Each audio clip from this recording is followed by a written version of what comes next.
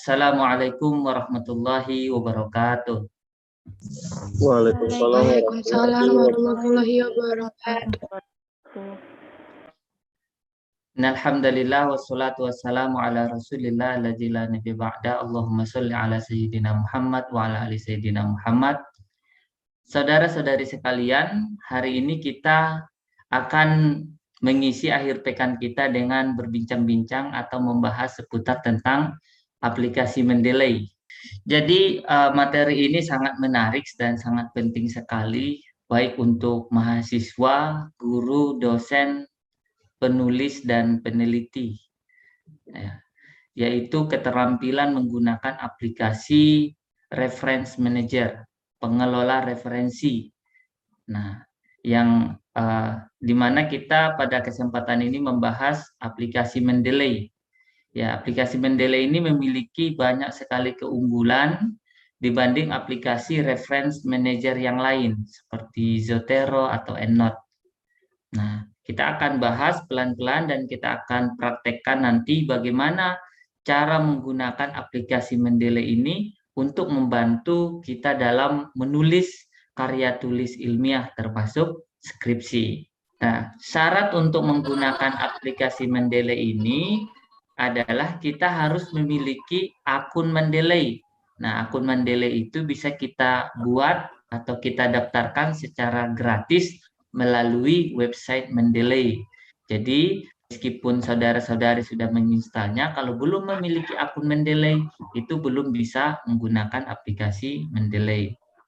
Nah, sebelum kita masuk ke cara penggunaan aplikasi Mendeley, saya akan mulai dulu bagaimana peran aplikasi Mendeley ini dalam mengoptimalkan penulisan skripsi, dalam membantu kita dalam menulis skripsi.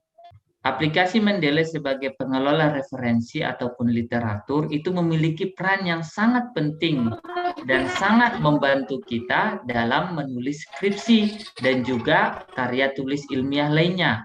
Nah, di dalam skripsi itu ada latar belakang, ada metode, ada kajian pustaka dan hasil, dan juga ada pembahasan. Kira-kira posisi literatur, nah, di dalam skripsi itu di mana kita perlukan? Di latar belakang apakah ada literatur? Coba jawab di kolom chat, jawab perlu atau tidak. Oke, nah ini semua menjawab perlu. Ya, jadi di latar belakang itu perlu ya referensi sehingga kita bisa menggunakan aplikasi Reference Manager untuk membuat latar belakang. Nah, kemudian di metode perlu nggak ya? Perlu juga, oke. Nah, bahkan saya ketika menulis instrumen penelitian di bagian metode itu terkadang saya mengadopsi instrumen yang ada di penelitian terdahulu. Jadi kita bisa menggunakan referensi atau penelitian yang terdahulu itu di bagian metode, baik itu dalam bentuk desain penelitiannya dan juga dalam mengembangkan instrumen penelitiannya. Oke, kalau kajian pustaka pasti ya namanya juga sudah kajian pustaka, pasti isinya adalah referensi. Nah, kalau di hasil kemungkinan tidak ya, karena hasil itu hanya menjelaskan hasil penelitian kita. Di pembahasan juga kita memerlukan yang namanya literatur. Nah, jadi ada banyak sekali ya bagian-bagian skripsi yang membutuhkan literatur. Sehingga, nah, kualitas dari skripsi itu salah satunya ditentukan oleh kualitas literaturnya. Saya sangat menyayangkan sekali ketika ada mahasiswa, dosen, peneliti, ataupun siapapun dia, ya penulis, nah, yang menulis karya tulis ilmiah tapi literaturnya sedikit, atau literaturnya hanya literatur yang tidak up to date, ya, atau literaturnya hanya literatur nasional, tidak ada literatur internasional. Nah, itu sangat mempengaruhi cakrawala dia dalam menjelaskan sebuah apa yang dia bahas. Nah, apa peran atau manfaat dari literatur? Nah, manfaat literatur di dalam skripsi pertama, supaya kita bisa mengetahui posisi dan novelty penelitian kita. Ya. Apa beda penelitian Anda, skripsi Anda dengan hasil penelitian terdahulu? Nah, tidak mungkin Anda kujuk-kujuk bisa mengklaim bahwa penelitian Anda adalah penelitian yang tidak pernah dilakukan sebelumnya. Nah, padahal Anda belum membaca semua hasil-hasil penelitian sebelumnya. Nah, untuk membaca hasil-hasil penelitian sebelumnya, Anda bisa menggunakan ya referensi-referensi ya yang tersedia di jurnal ilmiah ataupun di database-database karya tulis ilmiah. Nah, untuk mengetahui novelty, kebaruan dari penelitian kita, tentu kita harus melihat ya hasil penelitian yang terkait dengan topik yang kita teliti. Jadi referensi itu sangat penting sekali supaya kita bisa menyatakan bahwa judul penelitian kita itu memiliki novelty, kebaruan, dan kita bisa menjelaskan di mana posisi penelitian kita. Nah, dibanding dengan hasil-hasil penelitian yang telah dilakukan oleh penulis atau peneliti sebelumnya. Kemudian referensi juga bermanfaat untuk mengetahui keterbatasan hasil penelitian sebelumnya. Jadi, melakukan penelitian itu tidak dimulai dari nol, tapi dengan melihat keterbatasan hasil-hasil penelitian sebelumnya. Dan di mana keterbatasan itulah yang kita teliti. Kemudian, literatur juga menambah pengetahuan kita tentang cara meneliti hal yang diteliti. Ya, jadi kita itu bisa belajar dari contoh gitu ya, dari hasil-hasil penelitian sebelumnya. Bagaimana peneliti sebelumnya melakukan penelitian terhadap variabel itu. Nah, kita bisa memiliki referensi yang memadai. Meneliti HOTS itu ya seperti apa misalnya, bagaimana peta penelitiannya. Nah, itu bisa kita peroleh dengan membaca literatur atau hasil penelitian sebelumnya. Kemudian, kita juga bisa menganalisis hubungan di antara beberapa hasil penelitian. Misalnya penelitian tentang pembelajaran tematik, misalnya kalau di PGMI. Nah, pembelajaran tematik itu yang diteliti itu bagian mana saja? Bagian apanya saja? Nah, yang paling banyak penelitian tentang pembelajaran tematik itu pada apanya? Ya, pada hasil pembelajarannya, pada prosesnya, pada sarana atau media pembelajarannya, atau pada pengelolaannya, atau pada perencanaannya, atau pada evaluasinya. Nah, itu bisa kita ketahui kalau kita banyak membaca referensi. Nah, tentu ya, untuk membaca referensi yang banyak itu kita perlu alat. Nah, tidak bisa kita gunakan cara-cara manual. Nah, cara-cara manual itu hanya menghabiskan banyak waktu kita sehingga kita tidak bisa bekerja secara efisien dan efektif. Nah, dan yang terakhir, sebagaimana yang saya sebutkan tadi bahwa kualitas referensi itu mempengaruhi kualitas isi skripsi. Saya sebagai ketua dewan redaksi jurnal atau chief editor jurnal, itu yang pertama saya lihat ketika ada tulisan dari dosen masuk ke jurnal saya. Itu seleksi pertama saya itu adalah yang pertama adalah judul. Saya lihat apakah judulnya menarik, aktual, ya, memiliki novelty. Nah, kemudian saya baca abstrak, ya, saya lihat di abstraknya apakah ada sesuatu yang baru, informasi baru yang dikemukakan di dalam abstrak itu. Nah, sebelum membaca isinya, saya akan langsung ya melihat daftar pustakanya. Saya lihat apakah daftar pustakanya ya sudah memenuhi ketentuan penulisan jurnal. Nah, kalau ketentuan penulisan jurnal di jurnal Muallimuna dan jurnal of Integrated Elementary Education itu 15 ya minimal 15 referensi yang terbit di 5 tahun terakhir. Jadi ada syarat-syarat khusus. Sebelum saya melihat isi, saya akan menyeleksi melihat daftar pustakanya dulu. Kalau daftar pustakanya saya lihat tidak bagus, itu saya tidak akan membaca isinya, langsung tolak saja ya jurnalnya. Kenapa? Karena daftar pustaka itu menentukan kualitas isi. Kalau daftar pustakanya cuma 5, 7, 8, ya itu sudah otomatis tidak memenuhi syarat. Nah, kenapa? Karena penulis yang baik itu adalah pembaca yang baik. Nah, tidak mungkin seseorang bisa menulis dengan baik kalau dia tidak membacanya baik juga, membacanya banyak juga seperti itu. Oke, Dan untuk standar jurnal internasional itu biasanya minimal itu referensinya itu adalah 30-40 ya, antara minimal ya. Saya bicaranya minimal. Artinya kalau minimal tidak boleh di bawahnya, harus di atasnya seperti itu. Nah, tadi juga saya mengatakan 15 itu adalah minimal. Berarti tidak boleh 14, tidak boleh 13. Nah, seperti itu. Nah, jadi referensi itu sangat mempengaruhi kualitas. Dan di UIN Wali Songo Semarang itu tugas akhir itu tidak harus berbentuk skripsi, ya kan? Bisa juga berbentuk artikel jurnal ilmiah, buku referensi, atau karya seni, bisa ya. Nah, itu sudah ada di pedoman akademik UIN Wali Songo Semarang yang terbaru. Jadi tugas akhir itu tidak harus berbentuk skripsi. Dan tugas akhir yang dipublikasikan itu biasanya lebih memberikan dampak yang signifikan terhadap si penulis dan terhadap institusinya. Oke, nah itu dia mengenai posisi dan manfaat literatur di dalam skripsi.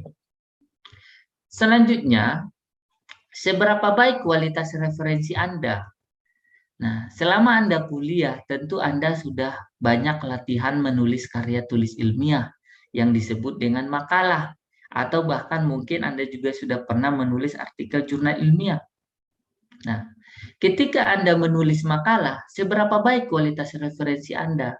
Coba dicek, apakah referensi makalahnya hanya 10 atau bahkan mungkin kurang dari 10. Saya menemukan mahasiswa itu menulis referensi, mengutip itu hanya 5, 7 seperti itu. Nah, itu menunjukkan apa? Menunjukkan bahwa daya kemampuan membaca mahasiswa itu, literasi mahasiswa itu sangat rendah. Nah, mungkin itu bukan mahasiswa yang di forum ini ya. Nah, kalau yang di forum ini saya lihat banyak dari pegiat literasi. Ada Mas Ujang tadi saya lihat. Nah, mana ini Mas Ujang ini? Alumni UIN Wali Songo yang tetap aktif. Nah, Hadir, ini Pak. Mas, ya Mas Ujang dari Jawa Barat ini tetap ya berpartisipasi aktif. Nah, kita dulu pernah bersama-sama di perpustakaan ya, FITK ya. Nah, kemudian nah itu dia. Kita bisa melihat kualitas dari sebuah tulisan itu berdasarkan referensinya. Apakah referensinya itu terbaru atau malah referensi lama? Nah, apakah referensinya itu dari artikel jurnal ilmiah, dari hasil penelitian, atau hanya dari buku yang sudah lama gitu ya kan? Nah, atau bahkan ada juga yang mahasiswa itu menggunakan referensi itu mengutip blog, mengutip website. Nah, padahal blog dan website itu bukanlah referensi. Nah, itu tidak ada di situ proses reviewer, proses penilaian kualitas artikel. Jadi akurasi, tingkat validitas dari isi blog atau isi website itu tidak ada yang bisa menjamin. Nah, sehingga itu bukan tidak layak, tidak direkomendasikan untuk dijadikan sebagai referensi. Ya. Bahkan kalau tidak karena meneliti sebuah hukum, kita juga tidak boleh mengutip yang namanya peraturan perundang-undangan. Itu bukan referensi, tetapi kita hanya untuk menyampaikan kondisi di negara kita terkait dengan peraturan tersebut. Oke, jadi referensi itu adalah karya tulis ilmiah yang kebenarannya dapat dipertanggungjawabkan dan dipublikasikan secara online. Nah, banyak juga saya lihat mahasiswa mengutip referensi itu dari tugas akhir, seperti dari skripsi, dari tesis, dari disertasi. Nah, padahal skripsi, tesis, dan disertasi itu tidak dipublikasikan secara online. Nah, jadi, nah itu tidak direkomendasikan sebenarnya ya. Nah, mengutip dari mana Anda mengembangkan instrumennya, saya tanya sama mahasiswa bimbingan saya. Dari skripsi ini, Pak. Wah, kok dari skripsi? Nah, padahal banyak sekali hasil penelitian yang dipublikasikan di jurnal ilmiah yang bisa dikutip.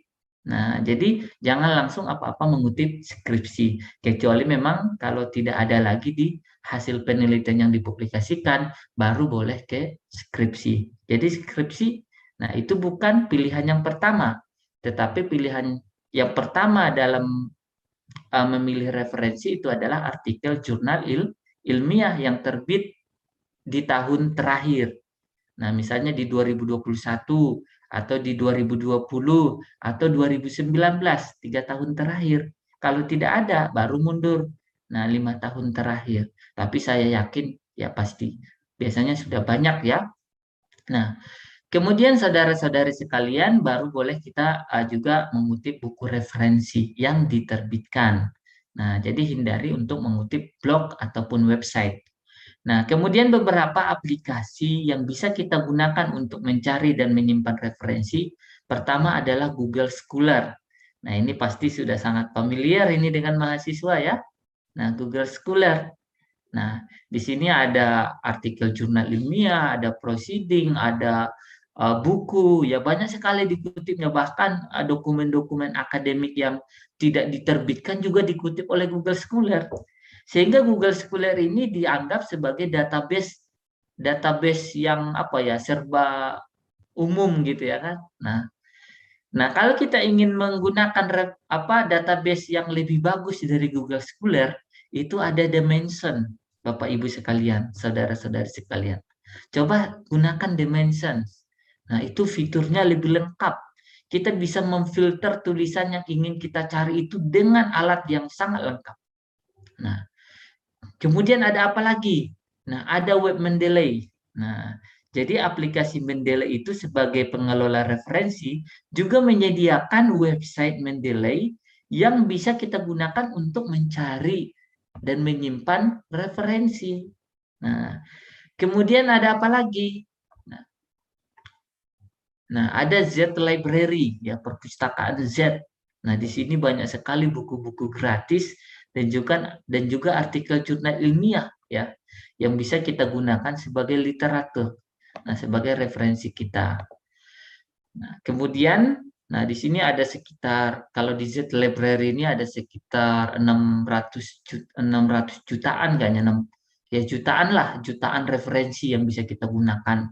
Nah, kemudian ada publish or vanish. Nah, ini jarang nih diketahui orang ini, publish or vanish ini. Nah, dengan aplikasi publish or vanish ini, kita dalam beberapa menit saja sudah bisa mengumpulkan banyak referensi. Ya, baik dari Google Scholar, bahkan dari Scopus, ya. Nah, perguruan tinggi agama Islam di Indonesia itu belum ada yang melanggan Scopus karena bayarannya mahal ya, jutaan bahkan mungkin miliaran. Baru universitas-universitas umum seperti UGM, UI, IPB itu yang sudah melanggan Scopus. Nah, tetapi Bapak Ibu saudara-saudari sekalian, kita bisa mengakses Scopus ya secara legal menggunakan publish or vanish. Nah, ini trik ya. Nah, nanti kalau ada waktu saya akan jelaskan caranya. Nah, kita dalam beberapa menit bisa mengumpulkan ratusan bahkan ribuan referensi terkait dengan topik yang kita teliti menggunakan aplikasi publish or vanish ini. Nah, baik referensi dari Google Scholar bahkan juga dari referensi-referensi internasional yang tertutup, tidak terbuka seperti itu. Nah, kemudian juga ada website Skyhub. Nah, ini Skyhub ini sudah banyak digunakan orang juga ini ya. Walaupun katanya Skyhub ini bukan aplikasi yang legal ya. Nah, tetapi ya para akademisi banyak ya membuka jurnal-jurnal yang close access, yang akses kita ke jurnal itu ditutup, bisa dibuka dengan website Skyhub ya. Nah, ini linknya sering ganti-ganti ini karena sering diperdebatkan ya di ini ya peradilan internasional mungkin ya. Nah, inilah beberapa aplikasi-aplikasi yang bisa kita gunakan untuk mencari dan menyimpan referensi. Nah, jadi sekarang sudah tidak zamannya lagi ya hanya menggunakan buku cetak, jurnal cetak. Itu sudah bukan eranya. Eranya sekarang itu ya ini pakai aplikasi ini.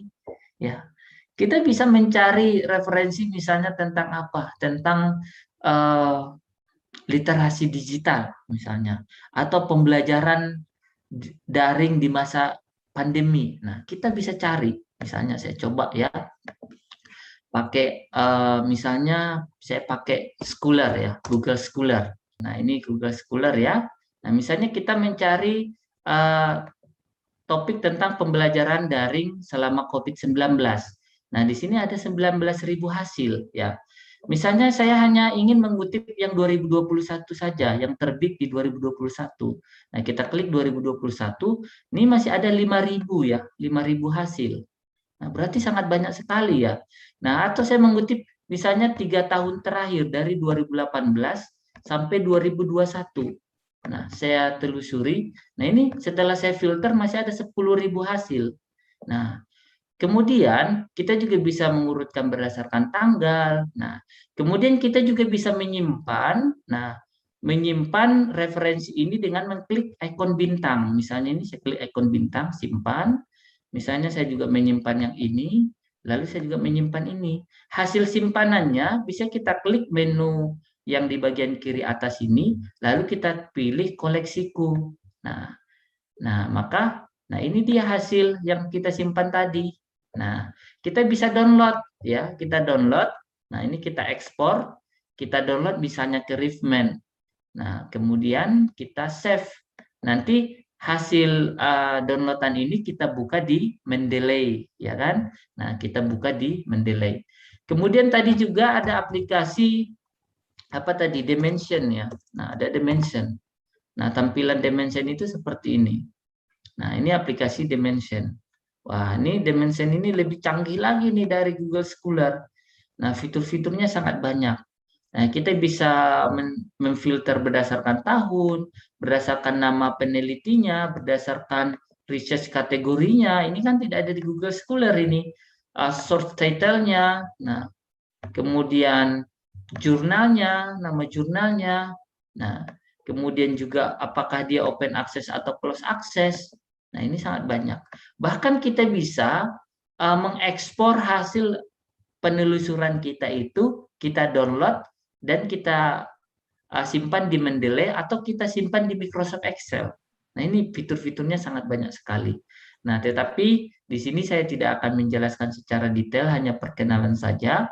Kemudian ada aplikasi ini, Publish or Perish. Nah, ini aplikasi komputer ya. Di sini kita bisa mencari data dari Google Scholar, PubMed, Scopus, Web of Science. Nah, ini luar biasa. Ini gratis semua, tidak ada yang berbayar ya. Nah, tidak ada yang berbayar. Dan masih jarang sekali orang mengetahui aplikasi-aplikasi ini. Yang paling umum itu orang ketahui hanya Google Scholar ya. Aplikasi-aplikasi yang lebih canggih dari Google Scholar ini masih jarang orang ketahui. Nah, makanya Anda coba nanti, padahal aplikasi ini sudah banyak dijelaskan di internet. Bahkan di YouTube itu juga ada tutorial-tutorialnya, ya kan? Nah, saya juga menemukannya dari internet, dari YouTube, dan dari berbagai referensi. Dan saya lihat sangat bermanfaat sekali. Misalnya, saya ingin menelusuri di Scopus. Ya, untuk menelusuri di Scopus itu harusnya kita berbayar. Tetapi tidak perlu, misalnya saya meneliti tentang COVID-19. Nah, misalnya, saya telusuri di tahun 2021 atau 2020 sampai 2021 misalnya. Dari jurnal. Oke, kemudian misalnya ini dari jurnal. Ini. Kemudian title word-nya saya meneliti tentang misalnya higher order thinking ya. Karena ini Scopus harus bahasa Inggris ya kan. Higher order thinking misalnya. Nah, saya search. Nah, ini saya sudah menemukan 20 artikel jurnal. Nah, dari Scopus ya. Bukan dari mana, ini langsung dari database Scopus. Kok bisa Pak tidak bayar, kok bisa buka Scopus? Nah, inilah keunggulan aplikasi ini. Dia sudah mendapatkan 120 artikel. Nah, setelah misalnya kita menemukan artikelnya, kita tinggal save aja, save result, lalu nanti kita buka di Mendeley. Nah, ini ada 190 jurnal artikel jurnal Scopus yang terbit dari 20 sampai 2021, ya kan? Nah, kita save result. Nah, kemudian kita simpan. Nah, misalnya kita simpan di laptop kita, lalu nanti kita buka dengan Mendeley. Nah, oke. Itu dia beberapa aplikasi ya, kalau secehab itu kayaknya sudah banyak yang tahu ya. Nah, biasanya Ibu Lulu ini kayaknya sering dipakai secehab ini. Nah, ini secehab ya. Nah, ini fungsinya adalah untuk membuka artikel jurnal yang close access ya. Misalnya kan kita mencari jurnal desain direct ya, database-nya Elsevier. Misalnya saya mencari artikel tentang higher order thinking ya. Nah, keterampilan berpikir tingkat tinggi. Nah, misalnya saya dapatkan ini hasilnya. Nah, kalau mau download ini ya view PDF. Nah, saya klik view PDF. Oh, ini bisa ya. Nah, biasanya ada yang berbayar. Coba saya cari yang close access ya atau yang berbayar. Nah, misalnya saya akan melihat ini. Nah, ini ada purchase PDF. Nah, ini bayar $31 ya. Lumayan untuk baca satu artikel, kita harus mengoceh uang $31. Nah, dengan menggunakan C-Hub, kita cukup mengcopy ya DOI-nya atau linknya juga bisa. Link yang di atas ini, lalu kita paste di C-Hub. Misalnya saya buka C-Hub tadi, SCI ya, hub. Nah, ini ya, C-Hub. Saya paste di sini linknya, link yang di URL yang di atasnya tadi, lalu open. Nah, artikelnya tidak perlu bayar $31, sudah bisa dibukanya. Nah, seperti ini. Nah, ini dia fungsinya membuka artikel yang berbayar seperti itu. Oke. Nah, itu beberapa peralatan yang bisa kita gunakan untuk mencari dan menyimpan referensi. Kemudian ada juga aplikasi yang bisa kita gunakan untuk melihat peta hasil penelitian terdahulu. Penelitian tentang manajemen berbasis sekolah, MBS, itu yang diteliti itu paling banyak di bagian mananya? Apakah di bagian keuangannya, kegiatan siswanya, atau pengelolaan oleh guru, atau persepsi orang tua, atau di bagian mana? Nah, kita bisa melihat peta hasil penelitian tentang sebuah topik itu menggunakan aplikasi Postviewer, Open Knowledge Map misalnya. Oke, misalnya saya akan coba ilustrasikan yang Open Knowledge Map saja. Ini online. Open Knowledge Map. Ini website ya kan? Nah, ini websitenya. Misalnya saya akan meneliti tentang pembelajaran daring ya selama COVID-19. Nah, misalnya saya search. Nah, nanti dia akan mencari ya hasil-hasil penelitian yang sesuai dengan kata kunci ini. Kemudian nanti dia akan menunjukkan bahwa pembelajaran daring selama COVID-19 ini yang paling banyak diteliti di bagian apanya. Nah, kalau yang Postviewer ini, kalau ini aplikasi, kita harus install dulu di laptop kita. Contoh aplikasinya adalah seperti ini ya. Nah, Postviewer.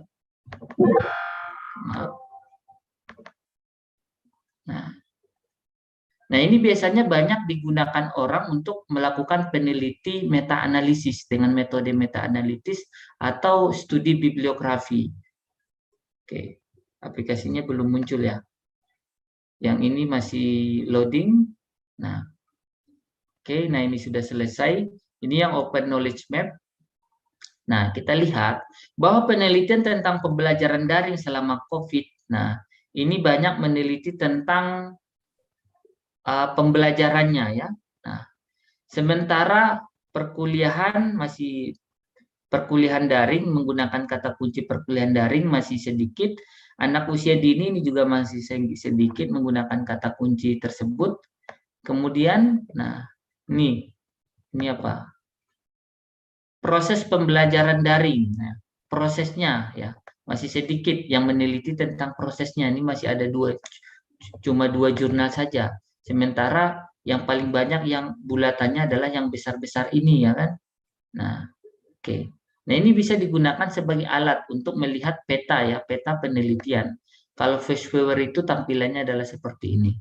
Ini aplikasi Postviewer. Biasanya ini yang paling standar internasional ya, yang digunakan untuk melakukan studi bibliometrik. Oke. Kemudian kita masuk ke materi inti ya. Materi inti adalah tentang aplikasi Mendeley. Nah, aplikasi Mendeley ini adalah aplikasi reference manager, pengelola referensi, dan pembuat citasi secara otomatis. Aplikasi ini dibuat oleh Elsevier. Ya, Elsevier itu adalah sebuah perusahaan di Belanda. Nah, aplikasi ini gratis.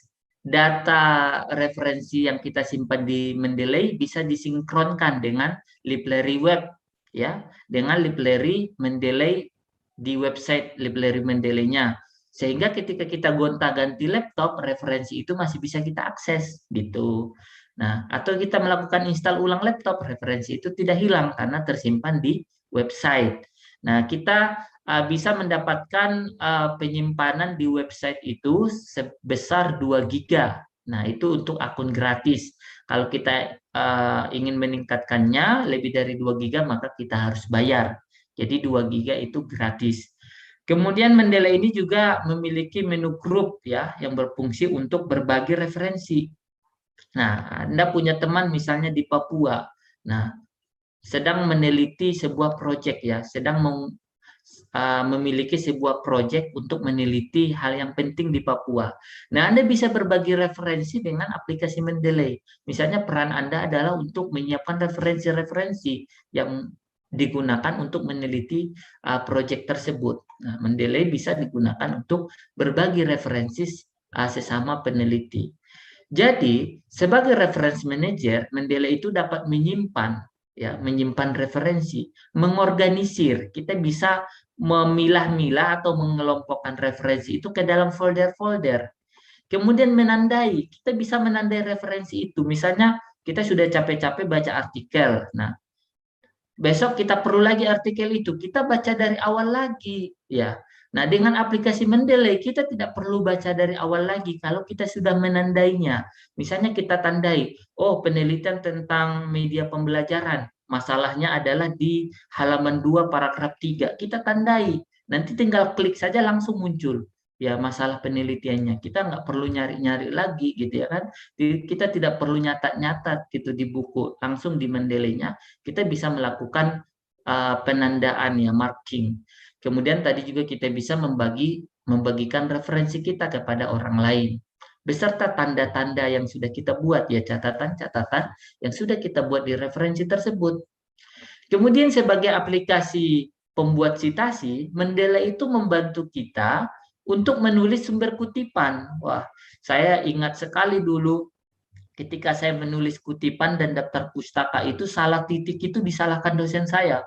Bahkan disuruh revisi, hanya salah titik gitu ya kan. Nah, dalam menuliskan urutan kutipan ya, footnote ya, dulu itu footnote.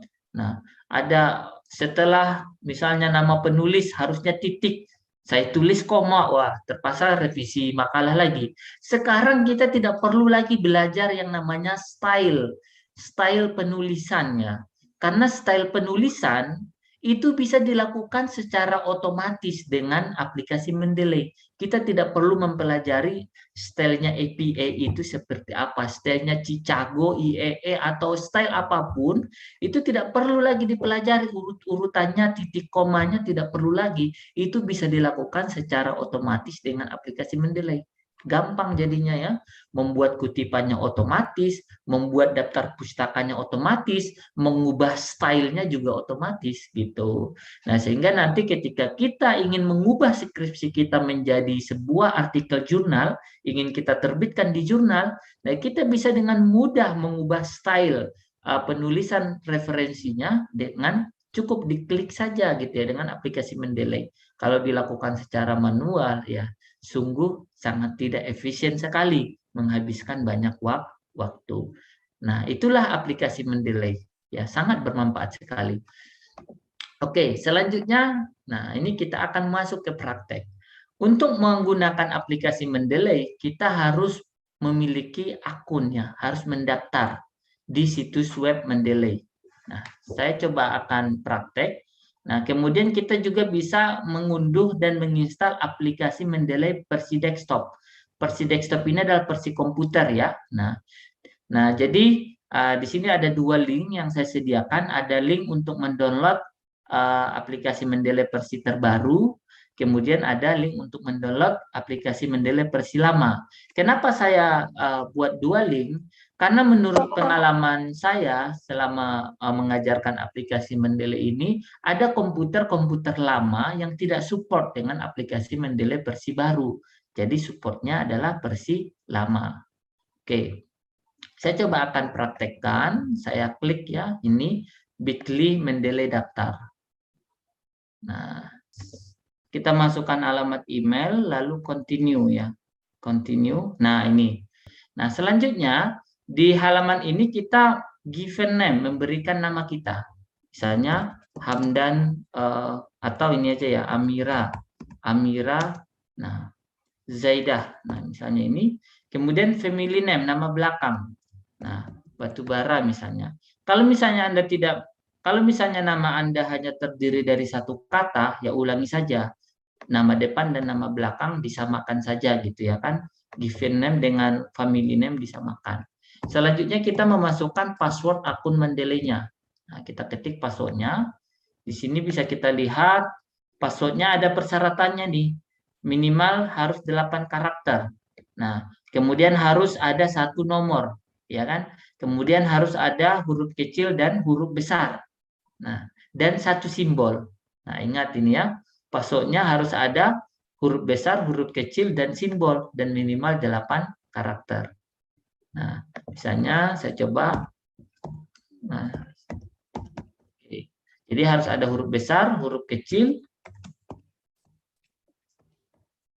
Nah, kemudian ada simbol. Simbol itu kayak titik, koma, gitu ya kan. Nah, selanjutnya kita klik tombol register. Nah, ini klik tombol register.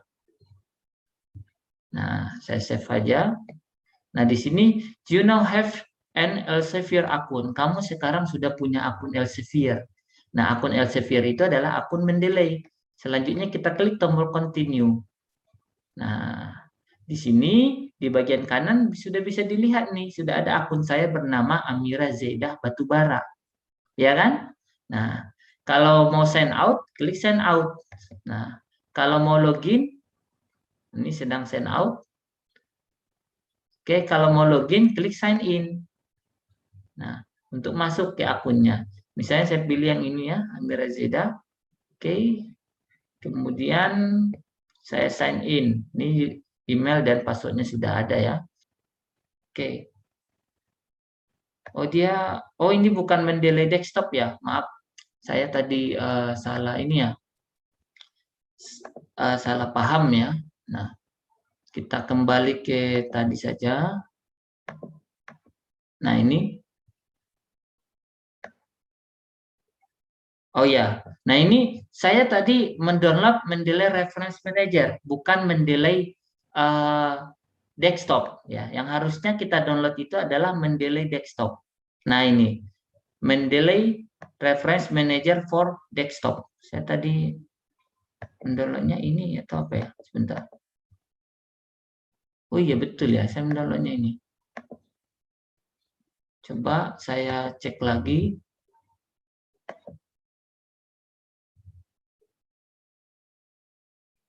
Oh iya ini.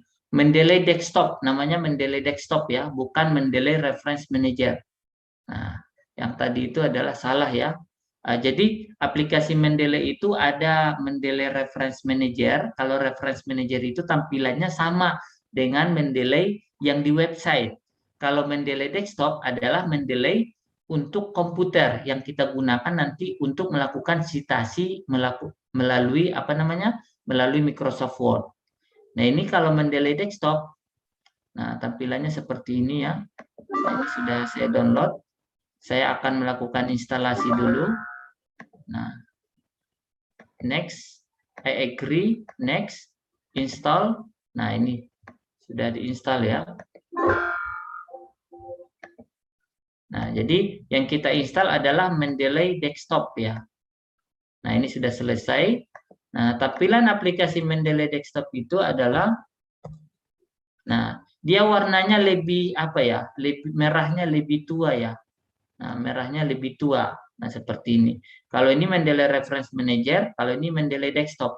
Yang kita pakai adalah Mendeley Desktop. Oke, saya akan ini saya langsung login ya. Coba saya logout dulu. Saya klik file, lalu saya sign out ya. Nah ini, jadi tampilannya setelah diinstal itu pertama kali adalah seperti ini ya, sebelum login. Selanjutnya kita login dulu. Misalnya amirazaidah@gmail.com. Nah, kita login menggunakan akun yang sudah kita daftarkan tadi di website Mendeley. Passwordnya misalnya tadi adalah ini. Nah, kalau misalnya kita ingin menggunakan aplikasinya di komputer pribadi, maka kita bisa mencentang stay sign in ya, supaya dia tetap sign in, tidak perlu login berulang-ulang gitu ya kan. Nah, jadi kita begitu membuka aplikasinya nanti langsung otomatis login kalau kita centang kotak stay sign in. Lalu kita klik tombol sign in. Nah, kalau belum punya akun berarti harus daftar dulu. Nah, ini adalah akun Amira Zaidah. Nah, di akun ini belum ada referensinya, masih kosong ya, masih pure ya, masih tidak ada referensinya. Nah, ini tampilan aplikasi Mendeley awalnya adalah seperti ini. Nah, di sini ada tombol add untuk menambahkan referensi, ada tombol untuk membuat folder, ada tombol untuk membuat grup, ya kan? Nah, kemudian di sini ada menu details. Oke. Nah, ini ya. Selanjutnya untuk menggunakan aplikasi Mendeley di Microsoft Word ya, kita harus menginstal pluginnya dulu. Plugin Mendeley untuk Microsoft Word. Nah, cara menginstal pluginnya kita klik menu Tools lalu pilih Install MS Word Plugin. Nah, ini ya dari aplikasinya Tools, kemudian kita klik tombol Install MS Word Plugin. Nah, ini. Oke, seperti itu ya. Nah, sehingga nanti di Microsoft Word-nya akan muncul ini ya, icon insert citation Mendeley ya, akan muncul sendiri menu Mendeley. Contohnya misalnya saya akan buka Microsoft Word saya. Nah, di menu reference, nah ini di menu reference akan ada menu Mendeley Cite-O-Matic. Nah, di sini ada insert citation, open Mendeley. Nah, itulah yang muncul setelah kita menginstal plugin Mendeley di Microsoft Word. Oke.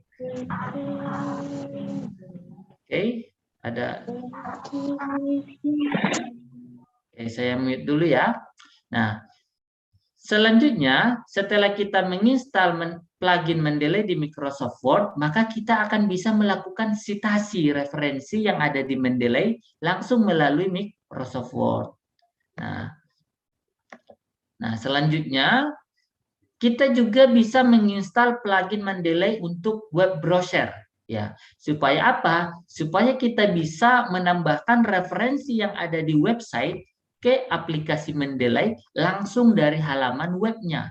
Nah, cara menginstal plugin Mendeley untuk web browser itu masih melalui menu tools lalu klik install web importer.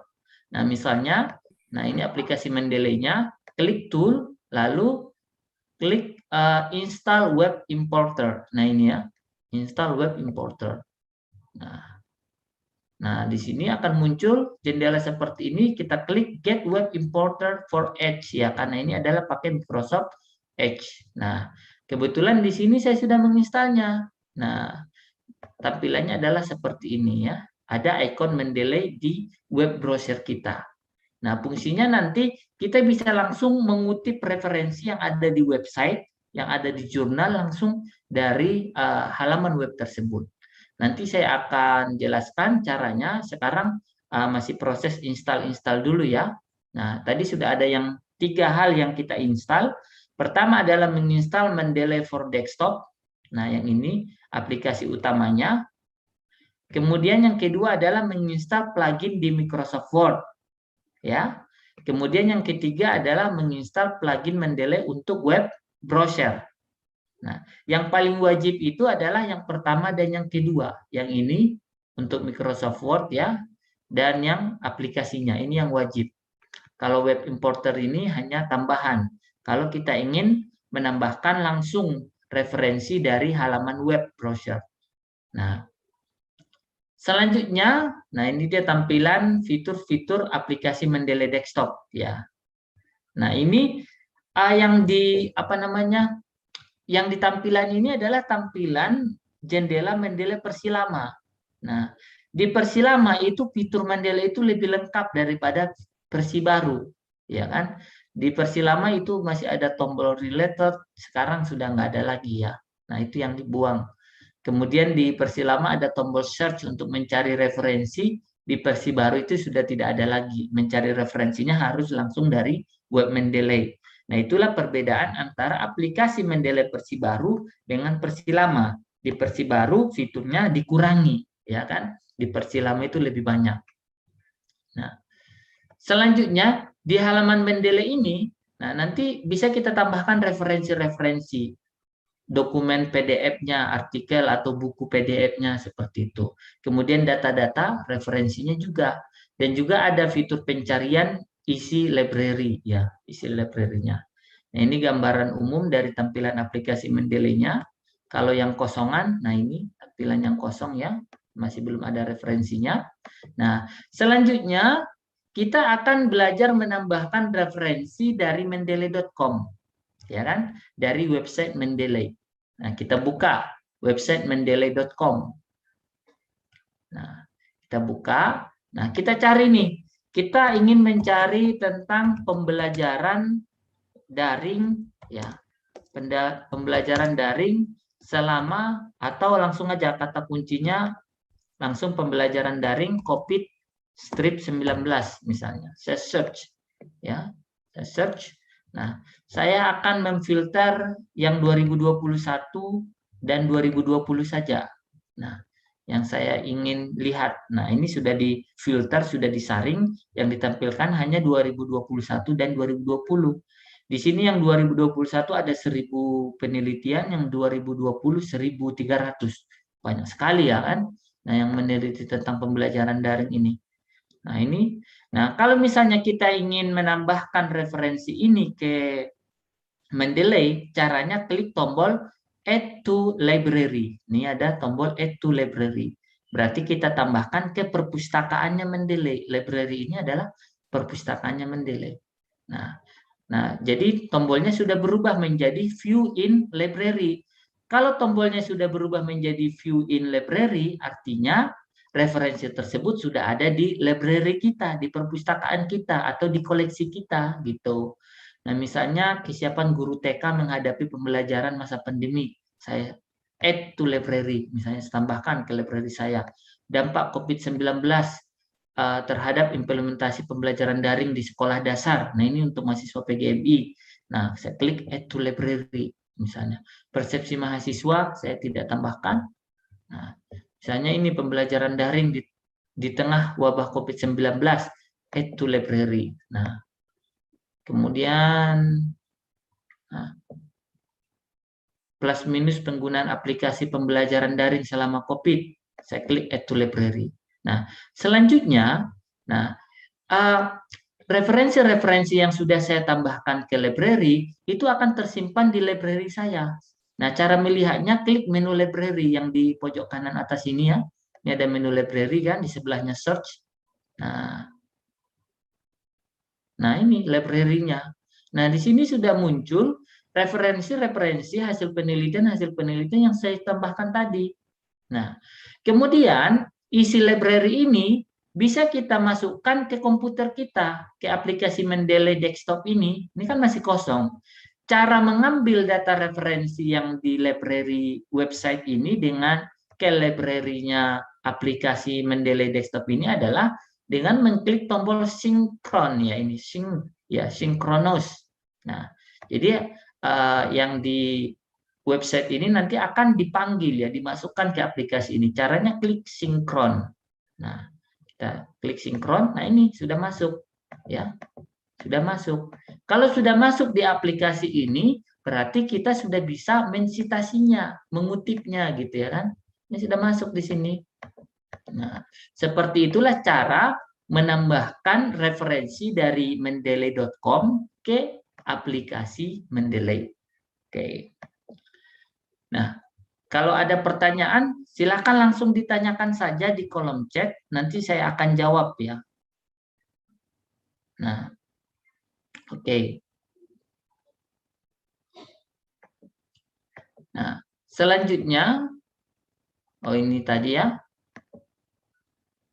Selanjutnya menambahkan referensi dengan file PDF atau metadata. Jadi kita juga bisa menambahkan referensi ke aplikasi Mendeley dengan file PDF atau dengan metadatanya. Nah, misalnya nih, saya akan cari referensi di Google Scholar misalnya. Ini paling banyak nih dipakai kan Google Scholar ya. Nah, saya akan cari tentang pembelajaran daring ya. Nah, COVID-19. Nah, ini kata kuncinya, pembelajaran daring COVID-19. Nah, oke. Kemudian, nah ini saya akan cari misalnya di sekolah dasar misalnya, sekolah dasar. Nah, oke. Dampak COVID-19 terhadap implementasi pembelajaran daring di sekolah dasar. Saya ini dulu, maaf. Saya filter dulu, saya hanya mengutip yang 2021 saja, yang terbaru. Nah, ini ya, yang terbaru. Nah, misalnya saya akan mengambil metadatanya. Cara mengambil metadatanya adalah kita klik ikon kutip. Ini ada ikon kutip, kita klik ikon kutip. Nah, kemudian kita klik menu readment. Nah, ini ada menu readment. Nah, kemudian kita simpan metadatanya. Misalnya metadatanya saya simpan di folder download. Nah, saya save. Nah, saya simpan. Kemudian, nah, saya tambahkan ke aplikasi Mendeley file yang tadi. Cara menambahkannya, klik tombol add. Nah, ini tombol add. Nah, kemudian kita pilih file yang sudah kita download tadi. Filenya adalah yang ini, Scholar 17. Lalu klik tombol open. Nah, maka metadatanya sudah masuk, ya kan? Nah, itu kalau metadatanya. Kalau PDF-nya, misalnya saya akan mendownload PDF dampak pembelajaran daring bagi siswa. Nah, ini ada PDF-nya, saya klik PDF-nya. Oke, ini situsnya tidak terjangkau. Oke, ada masalah dengan websitenya, saya akan cari ini PDF yang lain. Yang ini misalnya dari Universitas Negeri Makassar. Nah, PDF-nya sudah terdownload ke komputer saya. Nah, selanjutnya, nah ini dia ya PDF-nya. Oke, nah, ini dia PDF-nya. Nah, PDF-nya ini saya tambahkan ke Mendeley. Saya buka aplikasi Mendeley. Caranya sama, klik menu add, ya menu add. Nah, kemudian pilih PDF-nya. PDF-nya tadi yang ini. Lalu klik tombol open. Nah, ini sudah muncul nih PDF-nya, ma'rufah. Kemudian bisa kita buka PDF-nya ini dengan mendouble klik judulnya. Nah, ini PDF-nya bisa dibuka di aplikasi Mendeley. Ini metadatanya ya di details ini. Biasanya terkadang kalau kita menambahkan PDF itu terkadang isian dari metadatanya tidak lengkap. Jadi harus dicek dulu ini apakah judulnya sudah sama, ini pemanfaatan, oh ini pemanfaatan sama, nama penulisnya ma'rufah. Nah, ini sudah sama ya, ma'rufah. Oke.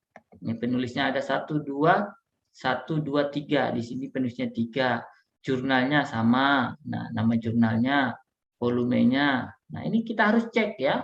Nah, cross check. Karena biasanya kalau kita nambahkan PDF, terkadang itu metadatanya tidak lengkap. Ini kebetulan dia lengkap. Nah, selanjutnya, kalau kita ingin menambahkan data referensi, selanjutnya ini kita bisa menandai isi file PDF dengan catatan. Nah, misalnya tadi saya sudah menambahkan PDF nih, yang ini. Nah, saya bisa menambahkan catatan. Misalnya di sini judul artikelnya adalah pemanfaatan teknologi dalam pembelajaran daring era COVID. Nah, saya perbesar dulu. Ini saya baca. Oh, ini dia menggunakan WhatsApp Messenger, Zoom, Google Classroom, dan Google Form. Nah, oke, kemudian di sini dia ingin mengetahui apa hambatan dalam penggunaan aplikasi tersebut. Nah, kemudian hasilnya di sini bahwa pemanfaatan teknologi yang diterapkan kepada peserta didik kelas 5 SD itu menjadikan solusi ya terhadap pelaksanaan pembelajaran pandemi. Misalnya saya ingin menandai hasil ya, menandai hasilnya. Kalau di sini ada masalah nggak? Saya cari dulu masalah penelitiannya ini apa. Oke, ini sepertinya dia hanya tertarik untuk meneliti ini karena menurutnya aplikasinya penting. Nah, misalnya saya akan memberikan penandaan bahwa pendekatan penelitiannya adalah kualitatif misalnya. Nah, saya berikan notes. Caranya di sini ada menu notes ya, menu notes. Nah, menu notes kemudian saya buat di sini metodenya, metode penelitiannya. Nah, kemudian saya tambahkan lagi notes yang lain, misalnya di bagian aplikasi yang diteliti. Nah, misalnya di sini WhatsApp, Google Classroom, Google Docs, Google Form, dan Zoom Meeting. Ini saya blok, lalu saya klik Notes. Nah, aplikasi yang digunakan peneliti. Nah, saya berikan tanda. Kemudian di hasil, misalnya saya ingin melihat kesimpulan saja. Nah, kendalanya siswa tidak punya smartphone. Nah, ini kendalanya siswa tidak punya smartphone sehingga terlambat mengumpulkan tugas. Nah, kendala penggunaan aplikasi.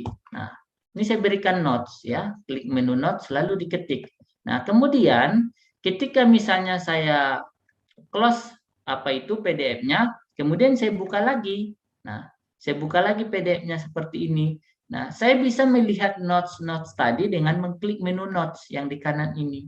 Di kanan itu sudah ada menu notes. Saya ingin tahu nih metode penelitiannya apa. Klik. Nah, ini notes-nya. Nah, langsung terbuka. Oh, penelitiannya kualitatif.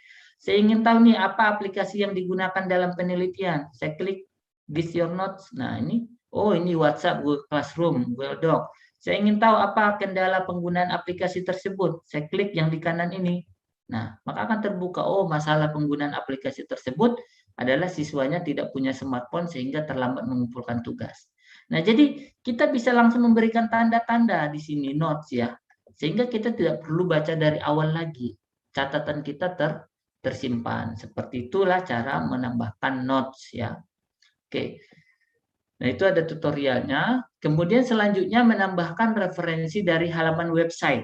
Nah, tadi kita harus menginstal Reference Manager dulu ya, untuk import Reference Manager dulu untuk menggunakan ini ya, fitur ini, menambahkan referensi langsung dari halaman websitenya. Misalnya saya akan buka jurnal Muallimuna. Nah, ini jurnal yang pernah saya kelola di Uniska Banjarmasin ya. Nah, misalnya saya tertarik nih melihat bagaimana kualitas belajar siswa sekolah dasar dalam menyelesaikan soal HOTS matematika berdasarkan teori Newman. Nah, saya klik. Nah, ini oke. Oh, tadi saya menginstalnya di ini ya, di Microsoft Edge yang ini, bukan di Chrome. Nah, ini dia halaman websitenya.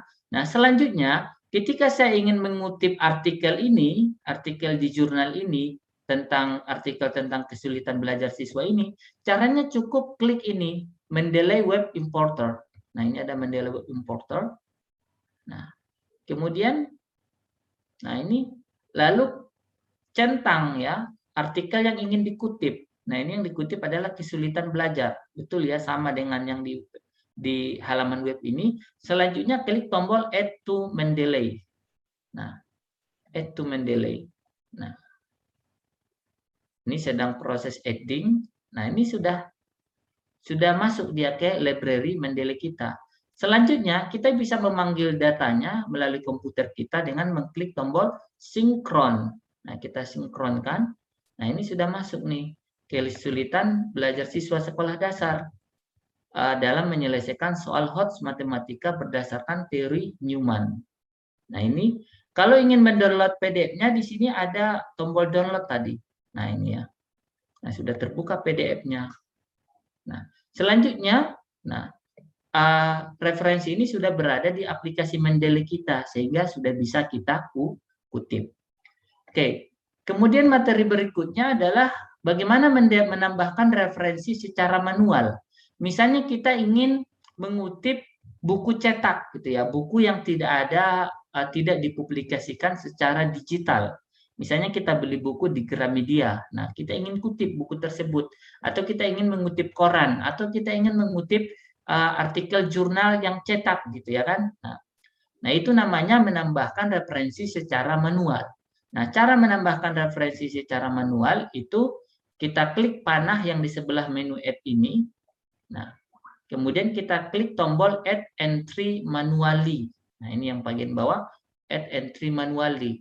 Kemudian di menu type kita pilih jenis referensi yang ingin kita kutip, apakah artikel jurnal atau book atau buku berseri book section. Nah, misalnya saya pilih book. Kemudian note title. Di kolom note title kita isi judul bukunya. Misalnya adalah media pembelajaran digital. Nah, kemudian kolom author kita isi dengan nama penulisnya. Misalnya Hamdan Hussein Batubara. Kalau nama penulisnya 2 orang, 3 orang, 4 orang, atau lebih dari 1 orang, tinggal kita enter saja. Enter, kemudian kita ketik nama penulis yang baru. Misalnya seperti ini.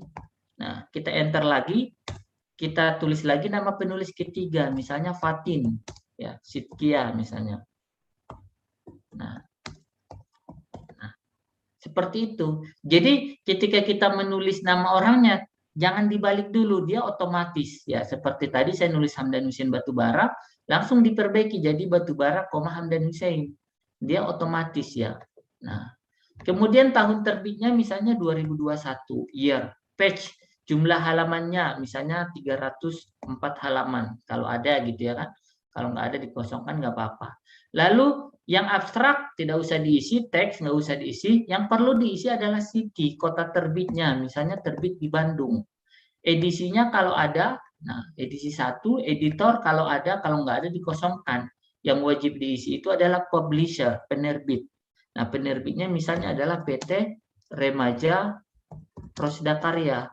Nah misalnya. Oke. Kemudian setelah itu kalau ada filenya, kalau nggak ada filenya langsung save saja, langsung disimpan. Kalau menambahkan nomor ISBN juga boleh, tapi tidak wajib. Nah, yang wajib tadi hanya judul, nama penulis, kemudian kota terbit dan nama penerbit, itu saja yang wajib. Lalu save. Nah, maka referensinya akan masuk ke Mendeley kita ini ya, ke library Mendeley kita. Nah, seperti itulah cara menambahkan referensi secara manual. Nah, selain itu kita juga sebenarnya bisa menambahkan referensi menggunakan DOI ya, DOI. Nah, misalnya saya nih mencari referensi di signdirect.com. Nah, saya ingin mencari tentang instruksional, misalnya instruksional media. Nah, instruksional media, media pembelajaran. Oke, misalnya saya akan ini ya, mengutip artikel ini misalnya, development of web-based instructional model using social media application to enhance knowledge management skill on computer tablet for teacher. Nah, saya bisa memasukkan ini referensi ini ke dalam aplikasi Mendeley dengan mengcopy DOI. Ini kan ada ini DOI ya, di bawah ini HTTPS DOI. Ini bisa kita copy. Nah, salin. Atau yang di copy yang terakhirnya saja juga boleh. Saya biasanya lebih suka semuanya gitu ya, satu baris. Nah, saya salin. Nah, kemudian di Mendeley kita klik tombol panahnya, lalu kita pilih add entry manually. Kita entry secara manual. Tapi mengentry secara manualnya, kita langsung ke kolom DOI. Ini ada kolom DOI. Kita paste di sini DOI-nya. Lalu kita klik tombol search. Ini yang di sebelahnya lookup ya, tombol lookup. Nah maka judul, nama penulis, nama jurnal itu akan dipanggil sendiri oleh si DOI ini. Gitu. Jadi kita bisa menggunakan DOI itu untuk memanggil identitas referensinya atau metadata referensinya. Kita tidak perlu mengetikkan secara manual lagi kalau dia sudah ada DOI. Langsung kita klik tombol save gitu. Nah, jadi DOI itu sangat penting ya di dalam dunia perjurnalan mungkin ya.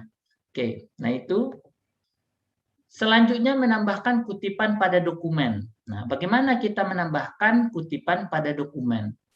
Nah, caranya kita buka Microsoft Word kita. Misalnya di sini saya akan meneliti tentang pembelajaran Saya perbesar dulu. Nah, ini. Oke. Nah, misalnya saya akan meneliti tentang pembelajaran daring selama pandemi COVID-19. Nah, misalnya ini judulnya.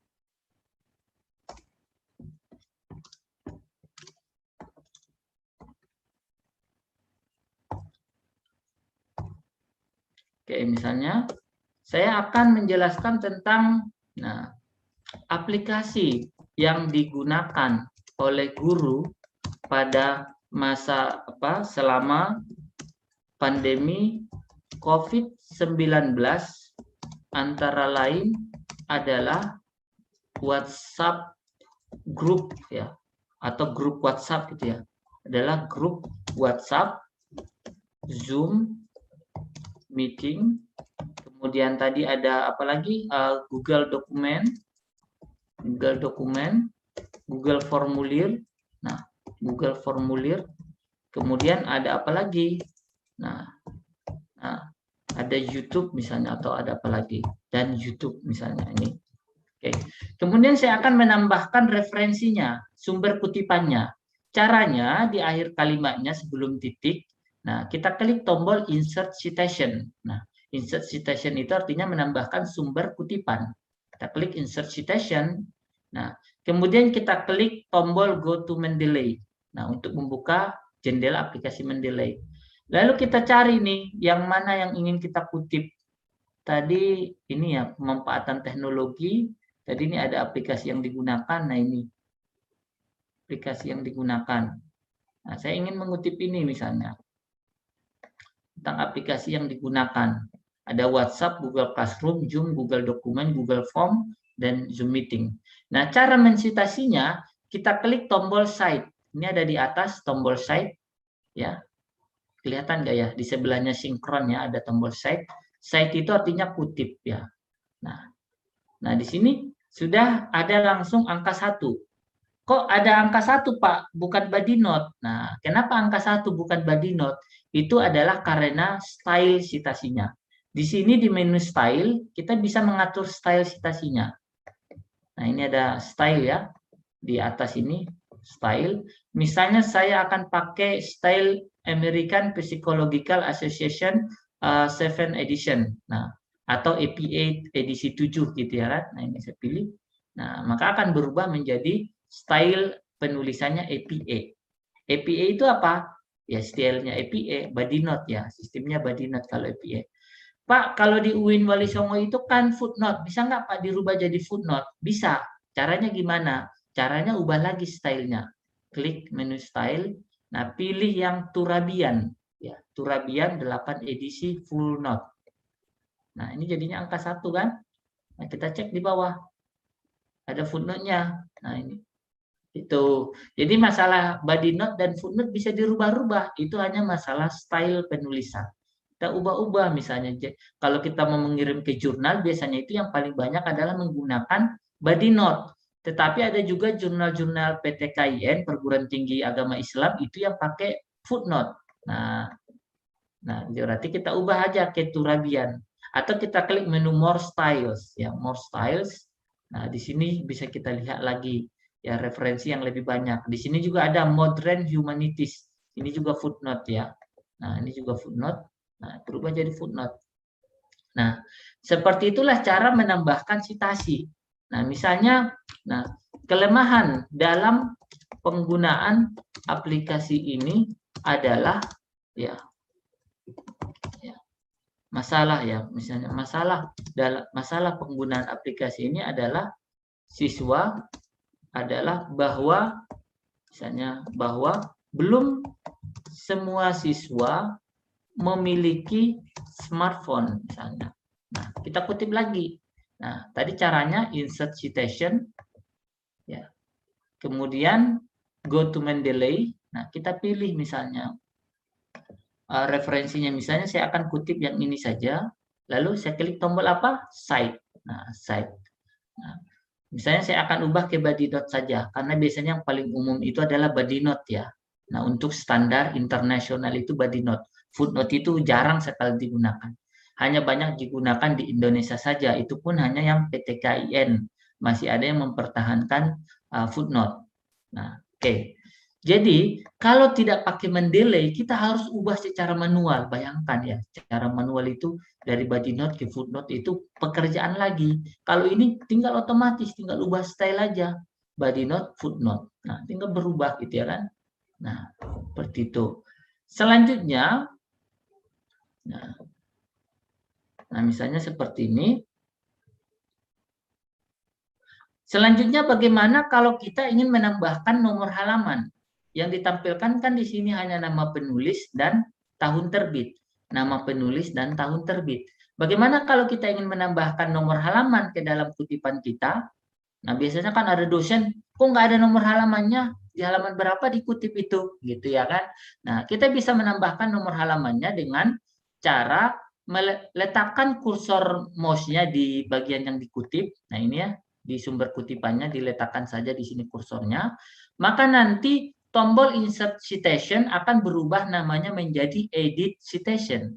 Ini jadi edit citation. Lalu kita klik tombol edit citation. Nah, maka muncul jendela ini, ya, jendela kecil ini.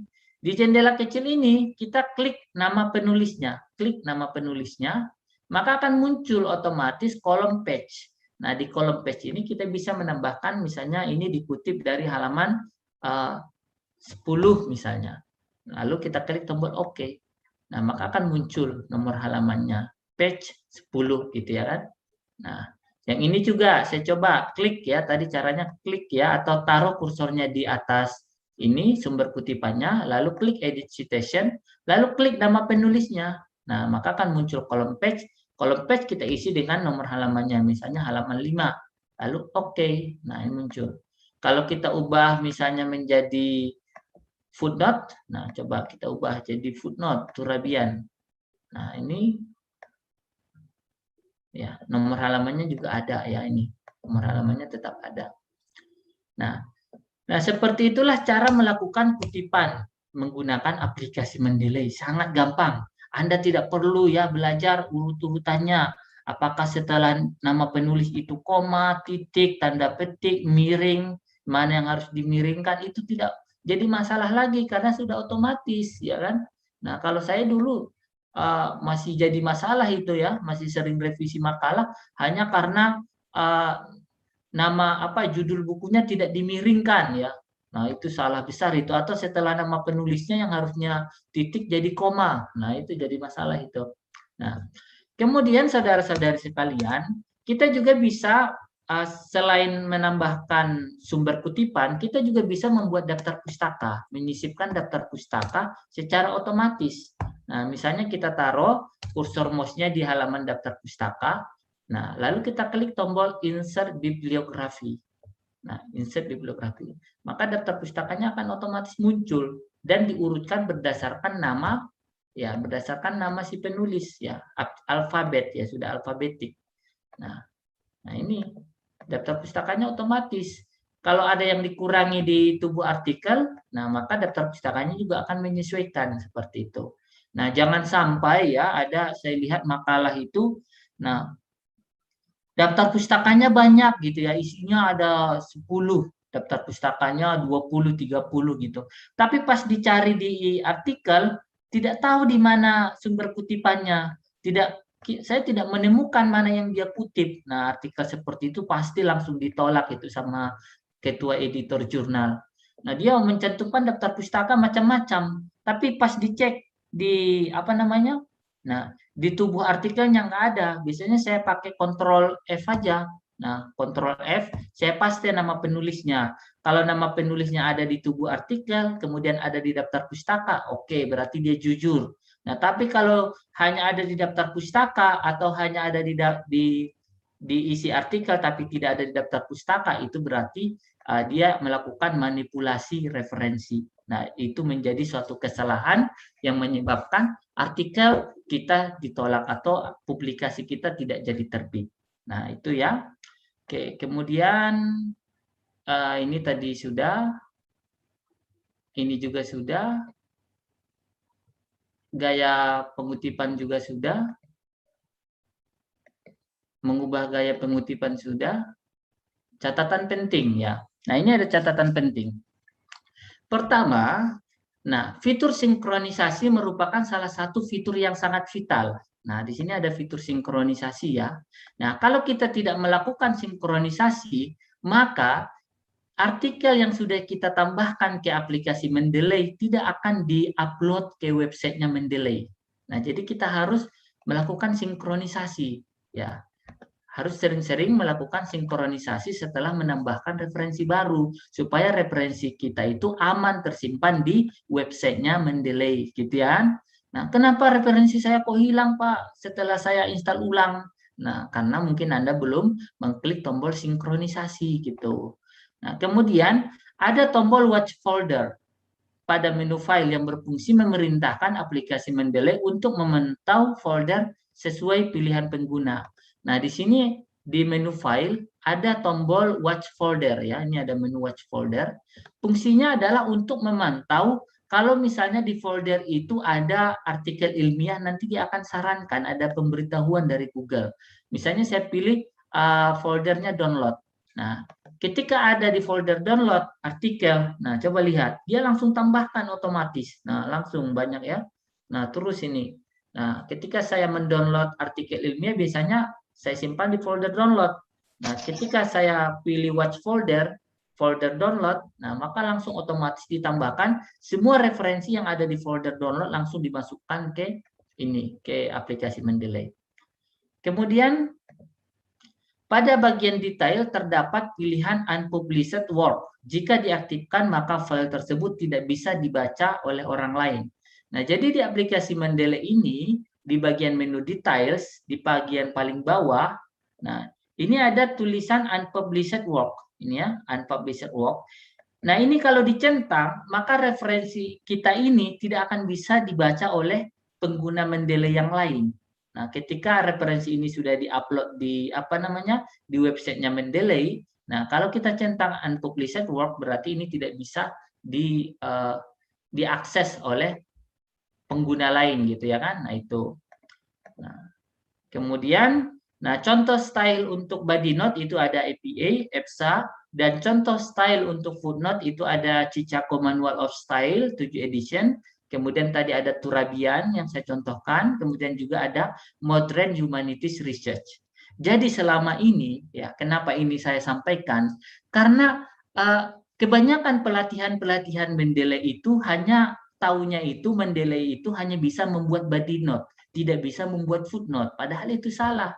Nah, Mendeley itu juga punya style untuk membuat footnote, yaitu dengan style Chicago Manual of Style 17 edition, Turabian 8 edition, dan Modern Humanities Research. Oke, nah itu beberapa hal yang ingin saya sampaikan seputar aplikasi Mendeley. Selanjutnya jika masih ada waktu kita diskusi. Dan terima kasih atas perhatiannya. Saya kembalikan kepada Mbak Fatin. Oke, terima kasih Bapak, sangat luar biasa sekali ya teman-teman materi yang diberikan. Yang mana sebelumnya saya kemarin juga udah nyoba install, tapi begitu susah. Tapi melihat seperti secara langsung ini kayak seru gitu Bapak. Ini langsung saja Bapak, ada beberapa pertanyaan dari teman-teman semua. Yang pertama itu ada dari Mas Burhanuddin Robani. Izin bertanya Pak, apakah website seperti Kompas, Republika, dan National Geographic yang mereka juga melalui filter dari redaksi juga tidak boleh dijadikan referensi? Itu bagaimana? Langsung dijawab atau bagaimana Bapak? Ya, boleh langsung. Ya, terima kasih Mbak Fatin. Jadi website yang memiliki dewan redaksi atau melakukan filter ataupun surat kabar yang jelas organisasinya itu boleh dikutip atau dijadikan referensi. Yang tidak boleh dikutip tadi itu adalah website personal atau blog ya. Nah, misalnya kan ada WordPress, Blogspot, nah itu tidak boleh dikutip. Kalau jelas organisasinya, dewan redaksinya, atau misalnya website lembaga pendidikan, kementerian, atau surat kabar itu boleh dikutip, tetapi tidak menjadi referensi yang utama, itu hanya pendukung. Jangan sampai malah lebih banyak dari internet daripada dari jurnal ilmiah, itu yang tidak boleh. Itu Mbak. Oke, terima kasih Bapak. Ini Mas Burhanuddin boleh say hello dulu atau on cam atau on mic begitu Mas?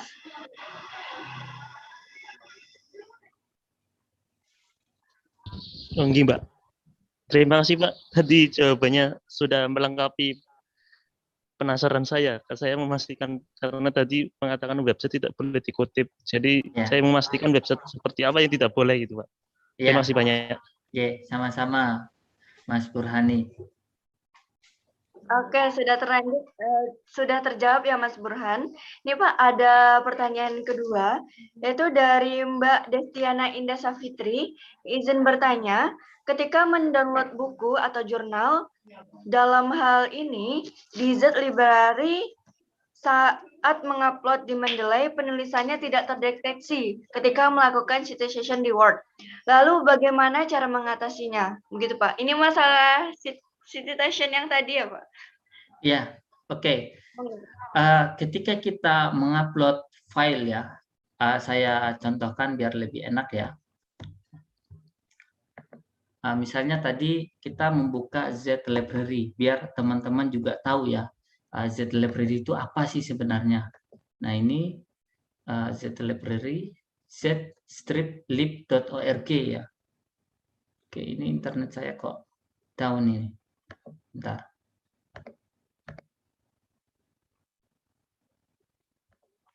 Nah ini dia. Misalnya saya pilih yang book ya. Di sini ada 84 juta artikel, ada 8 juta buku. Nah, misalnya Anda ingin meneliti mencari buku tentang metode penelitian, misalnya metode penelitian.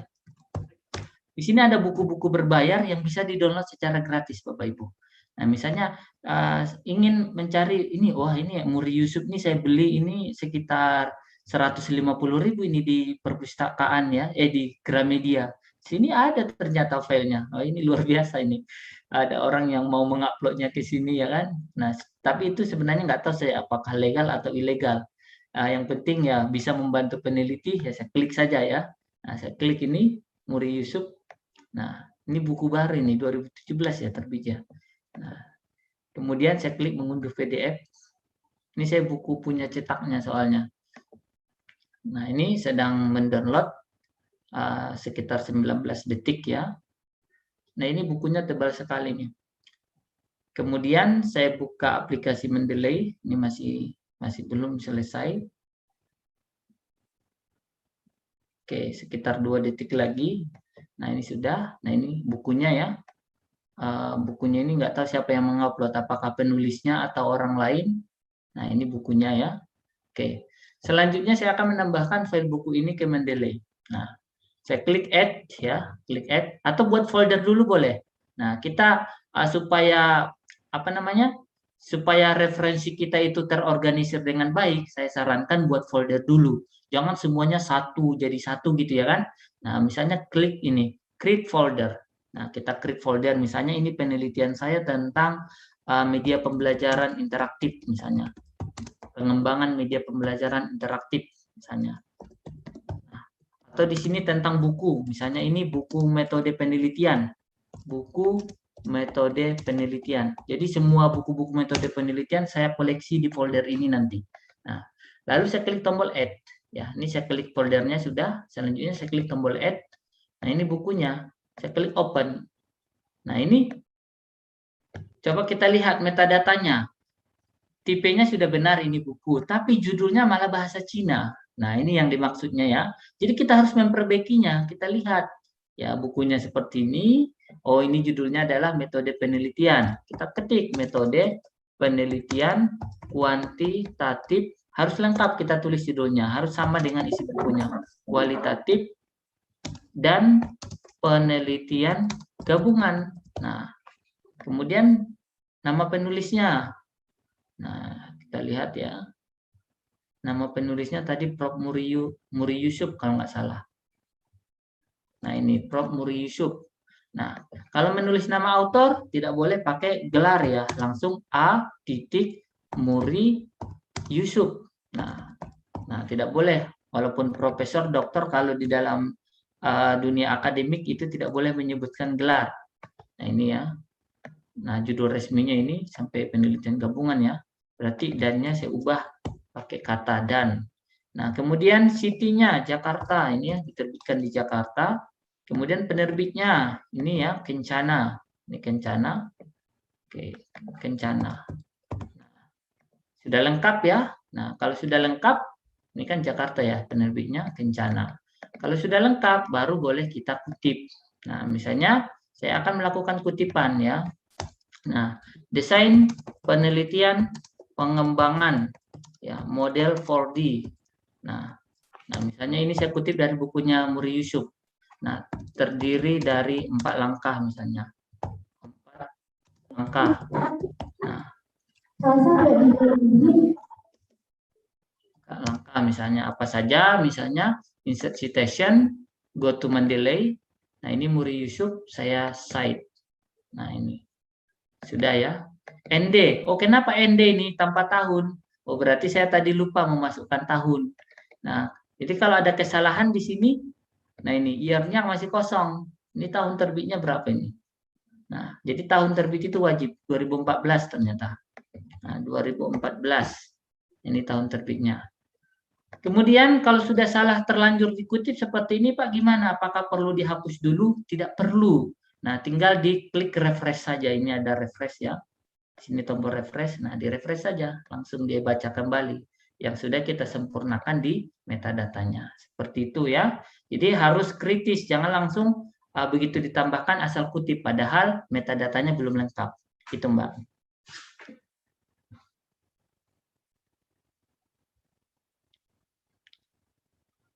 Mic-nya masih mati Mbak Fatih. Ayo Bapak. Ya, kira-kira begitu Mbak Destiana Indah Safitri. Apakah bisa dipahami? Boleh on mic? Ini sepertinya dari... Mbak. Terima kasih Pak atas jawabannya. Sama-sama Mbak Destiana. Sepertinya Mbak Destiana semester 3 ya? Iya, betul Mbak. Luar biasa sekali semangatnya nih Pak. Semester 3 sudah. Dari mana ini? Dari UIN Walisonga, UIN Jakarta? Dari UIN Jakarta, Pak. UIN Jakarta, jurusan PGMI sepertinya itu di namanya. Betul, ya. Oh ya. Ini mahasiswanya teman saya ini, Mbak Bu Lulu, Bu Dokter, Pak Dokter Asep ya. Oke. Terima kasih Bapak, terima kasih Mbak Destiana. Selanjutnya ini ada pertanyaan dari Mbak Anissa Putri Rahmani, tetapi katanya sudah terjawab begitu Pak. Saya bacakan ulang lagi ya Pak pertanyaannya itu. Ketika menggunakan slide untuk footnote atau body note di Word, style apa yang harus saya pilih yang sesuai dengan standarisasi pembuatan jurnal atau artikel? Nah sebenarnya tadi sudah terjawab ya Pak, menurut beberapa style yang kita pilih dari referensi tadi, begitu ya Pak? Ya Mbak. Jadi nanti ketika Anda ingin publikasi di jurnal, pastikan untuk membaca pedoman penulisan jurnal. Jadi biasanya jurnal itu di websitenya ada namanya author guideline, petunjuk penulisan bagi penulis, dan ada juga template. Template itu adalah contoh gaya selingkung dari jurnal tersebut. Biasanya di jurnal itu akan disebutkan bahwa style penulisan referensi atau citasinya adalah dengan APA misalnya. Maka Anda harus pakai APA. Kalau dia misalnya di UIN Walisonga ada jurnal Sinta 2, Natwa, itu menggunakan Turabian, footnote. Maka Anda harus pilih Turabian. Nah, ketika Anda tidak mengikuti panduan itu, maka sebagus apapun tulisannya itu pasti akan tertolak secara teknis seperti itu. Nah, itu Mbak Nurfatin, saya kembalikan.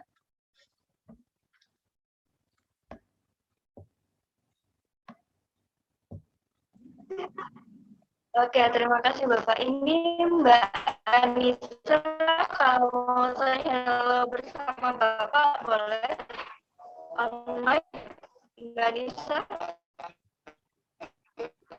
Ya Pak, terima kasih banyak atas jawabannya.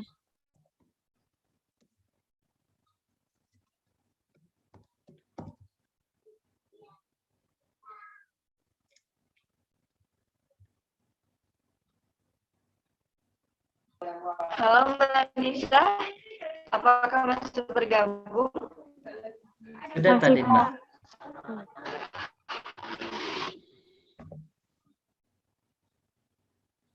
Oke, dilanjut ya. Ini ada pertanyaan keempat dari Ahmad Wahyudi. Izin bertanya, terkait penambahan citasi dari ayat Al-Quran itu maksudnya type. Hah?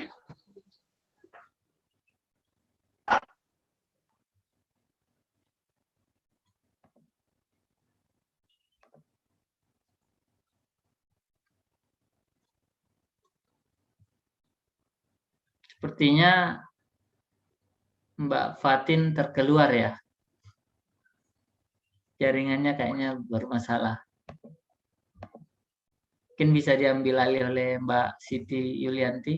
Maaf tadi saya kendala sinyal begitu. Oh, iya, Apakah iya, ini iya. sudah masuk? Sudah. J, lanjut.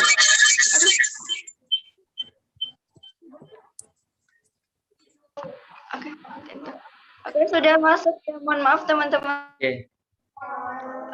Saya ulangi kembali, Bapak, pertanyaannya dari Mas Ahmad Wahyudi. Izin bertanya, terkait penambahan citasi dari ayat Al-Quran itu maksudnya tipe citasi yang apa ya, Pak? Dan bagaimana cara mengutipnya secara manual? Terima kasih.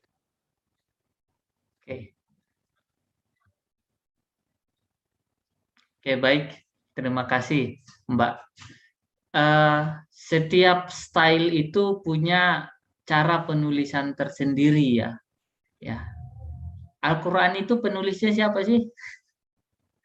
Nah, apakah ada penulisnya? Apakah perlu mencantumkan nama penulisnya? Nah, atau bahkan Al-Quran itu perlu disitasi nggak? Nah, itu setiap sitasi itu punya style tersendiri gitu. Nah, kalau saya sendiri ya, kalau saya itu Al-Quran itu biasanya tidak saya sitasi. Jadi, nah, maksudnya tidak disitasi itu tidak saya masukkan di daftar pustaka, gitu maksudnya. Jadi Al-Quran itu tidak saya masukkan di daftar pustaka, tapi cukup saya sebutkan secara manual bahwa itu dari surah apa, ayat berapa. Biasanya saya seperti itu. Nah, nanti silakan dibaca pedoman penulisan skripsinya. Nah, bagaimana perlakuan khusus untuk ayat Al-Quran? Karena ayat Al-Quran itu bukan referensi sebenarnya, ya kan? Bukan referensi, itu ya ayat suci gitu ya, ayat suci. Nah, sebagaimana misalnya undang-undang itu kan bukan referensi, itu hanya peraturan saja. Nah, jadi ada perlakuan khusus. Penulisnya siapa? Emang undang-undang itu ditulis satu orang, dua orang enggak kan? Ayat Al-Quran itu ditulis siapa? Masa penulisnya Menteri Agama kan nggak mungkin ya. Nah, jadi bagaimana cara menulisnya? Nah, itu nanti ada perlakuan khusus. Nah, silakan baca di buku pedoman penulisan skripsi atau penulisan jurnal. Biasanya di jurnal itu akan ada contohnya bagaimana cara mengutip Al-Quran. Nah, yang jelas tidak ada aturan baku untuk semua institusi dan untuk semua jurnal. Pasti antara jurnal yang satu dengan jurnal yang lain berbeda. Antara kampus yang satu dengan kampus yang lain, pedomannya berbeda. Nah, jadi sesuaikan saja. Ya, kalau saya sendiri itu biasanya tidak saya sebutkan.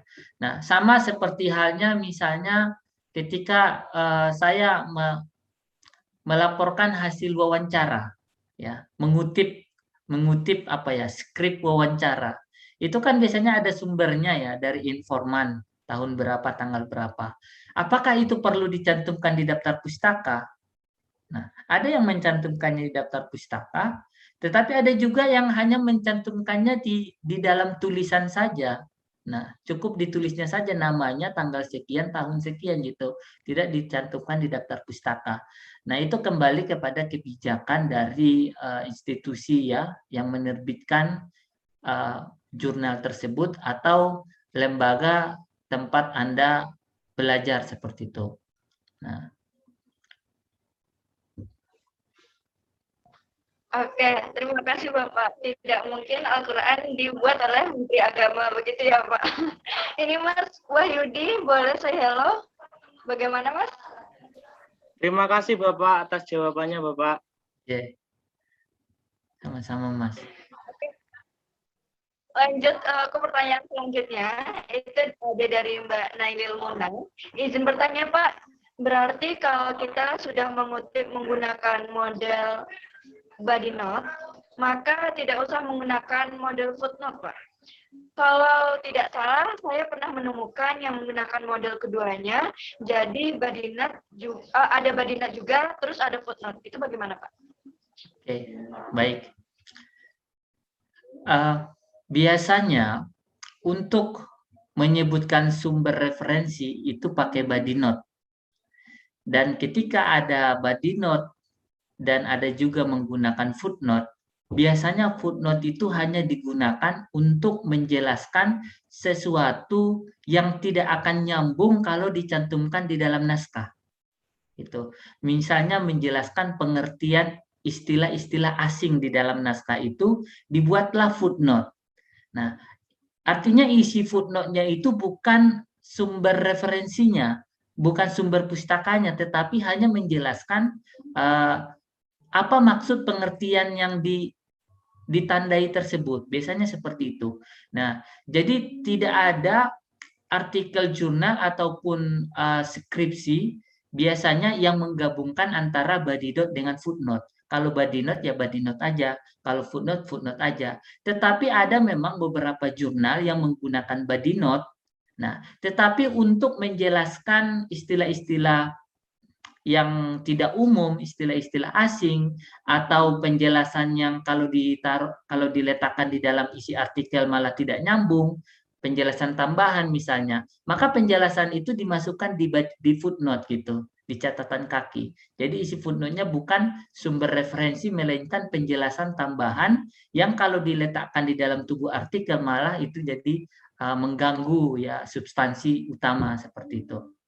Itu Mbak Fatin. Oke, terima kasih. Ini Mbak Nailil Muna, apakah sudah paham dengan jawaban yang diberikan, Mbak? Sudah, terima kasih Pak Hamdan atas jawabannya. Sama-sama Mbak Nailil. Oke, sangat luar biasa sekali pertanyaannya. Ini mungkin lagi teman-teman di sini ada yang mau bertanya lagi, atau kurang memahami atau share pengalaman begitu. Mas Mbaknya di sini sepertinya yang ingin skripsian begitu ya, semangat.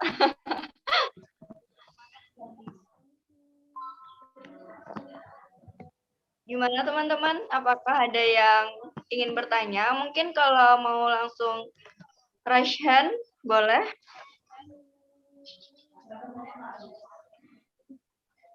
Jadi setelah acara ini, jumlah referensi makalahnya, skripsinya jangan pakai yang lama-lama lagi ya, yang tidak up to date. Harus yang terbaru. Oke, ini Bapak ada yang mau bertanya sepertinya dari Mas Burhanuddin lagi tadi tuh. Boleh Ya. langsung saja mic Mas atau on cam? Ganggi, Mbak. Saya mau bertanya ke Bapaknya. Oke. Saya ketika pengutipan, Pak, saya melihat sebuah artikel, kemudian artikel ini mengutip sumber lain. Nah, kutipan yang ada di artikel itu saya mau sadur lagi, saya mau kutip lagi, itu yang ditulis itu sumber referensi yang pertama atau yang keduanya ya, Pak? Jadi Ya. ada artikel A, artikel B, di artikel B Ya. itu mengutip artikel A. Terus saya mau ambil artikel A di artikel B, itu yang ditulis sumbernya itu yang mana ya, Pak? Terima Ya. kasih. Oke, baik. Terima kasih Mas Burhanuddin Rabbani. Jadi ketika kita mengutip kutipan orang gitu ya kan, nah, mengutip kutipan orang misalnya Burhanuddin ya, misalnya saya mengutip bukunya Burhanuddin, nah yang menjelaskan bahwa media visual itu adalah segala sesuatu yang menyampaikan informasi melalui indera penglihatan. Nah, kemudian Mbak Fatin ngutip buku saya, ya. Nah, ngutip buku saya pas di kalimat ketika saya mengutip pengertian yang dikemukakan oleh Mas Burhanuddin. Nah, apakah Mbak Fatin mencantumkan referensinya itu adalah buku saya atau bukunya Mas Burhanuddin? Nah, padahal kan yang dikutip itu referensi pendapatnya Mas Burhanuddin, tapi pendapatnya itu ada di buku saya seperti itu. Nah, kalau saya biasanya saya sarankan, nah, penulis itu untuk mencari ya referensi ya. Nah, melihat daftar pustakanya yang dikutip itu. Biasanya kan kalau saya mengutip Mas Burhanuddin, otomatis Mas Burhanuddin bukunya saya taruh di daftar pustaka. Nah, biasanya saya cari itu buku itu, dapat nggak? Gitu. Kalau dapat, yang saya kutip ya pendapatnya Mas Burhanuddin itu.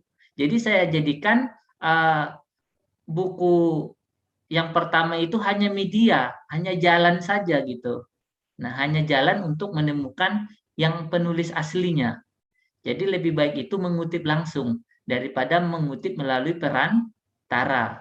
Nah, tapi kalau misalnya tidak ditemukan bukunya, nah buku yang dikutip itu, nah maka kita harus jujur mengutip, ya menyebutkan yang apa yang kita kutip itu. Jadi kita sebutkan saja, misalnya Burhanuddin. Nah, menurut Burhanuddin dalam kutipan Hamdan atau dalam penjelasan Hamdan, media visual adalah seperti itu.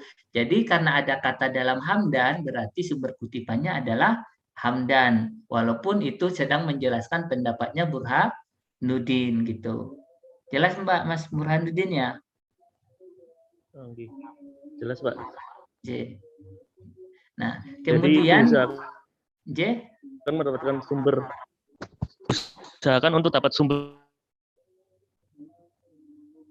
utamanya yang asli gitu ya Pak? Ya, disarankan untuk langsung mencari yang asli. Tapi kalau tidak ditemukan, maka tadi caranya kita menjelaskan bahwa menurut Burhanuddin dalam buku siapa gitu. Jadi buku itu yang disebutkan nanti di referensi. Tetapi itu jadinya kutipannya lemah, tidak langsung, tidak mutasil gitu ya, tidak langsung melalui perantara gitu. Nah, kemudian yang perlu saya garis bawahi adalah, nah biasanya yang namanya laporan akhir, skripsi, tesis ataupun disertasi dan juga artikel jurnal ilmiah itu sebelum diterbitkan akan dicek similarity-nya. Similarity itu adalah tingkat kesamaan isi naskah tersebut dengan naskah-naskah yang sudah terbit di internet. Nah, ada aplikasi-aplikasi yang bisa digunakan untuk mengecek kesamaannya. Nah, atau similarity-nya seperti Turnitin, Plagiarism Checker X, dan masih banyak lagi. Nah, untuk biasanya setiap lembaga ataupun setiap penerbit itu memberikan batasan maksimal. Ada yang 25% batas similarity-nya, batas kesamaannya, ada yang 15, ada yang 20%, ada yang 15%. Biasanya antara itu. Kalau skripsi biasanya maksimal itu 25%, ada juga yang 20%. Kalau jurnal itu biasanya antara 20% sampai 15%. Semakin kecil tingkat similarity-nya berarti semakin bagus artikel tersebut. Karena semakin unik bahwa dia tidak banyak mengutip secara langsung. Nah, jadi cara kita, strategi kita untuk menghindari mesin yang mengecek plagiarisme itu adalah dengan mengubah struktur kalimat atau melakukan paraphrase. Paraphrase itu adalah membahasa ulangkan ide orang dengan kalimat kita. Yang kita kutip itu bukan kalimat dia, tetapi idenya. Nah, tetapi kita ungkapkan kembali dengan bahasa kita.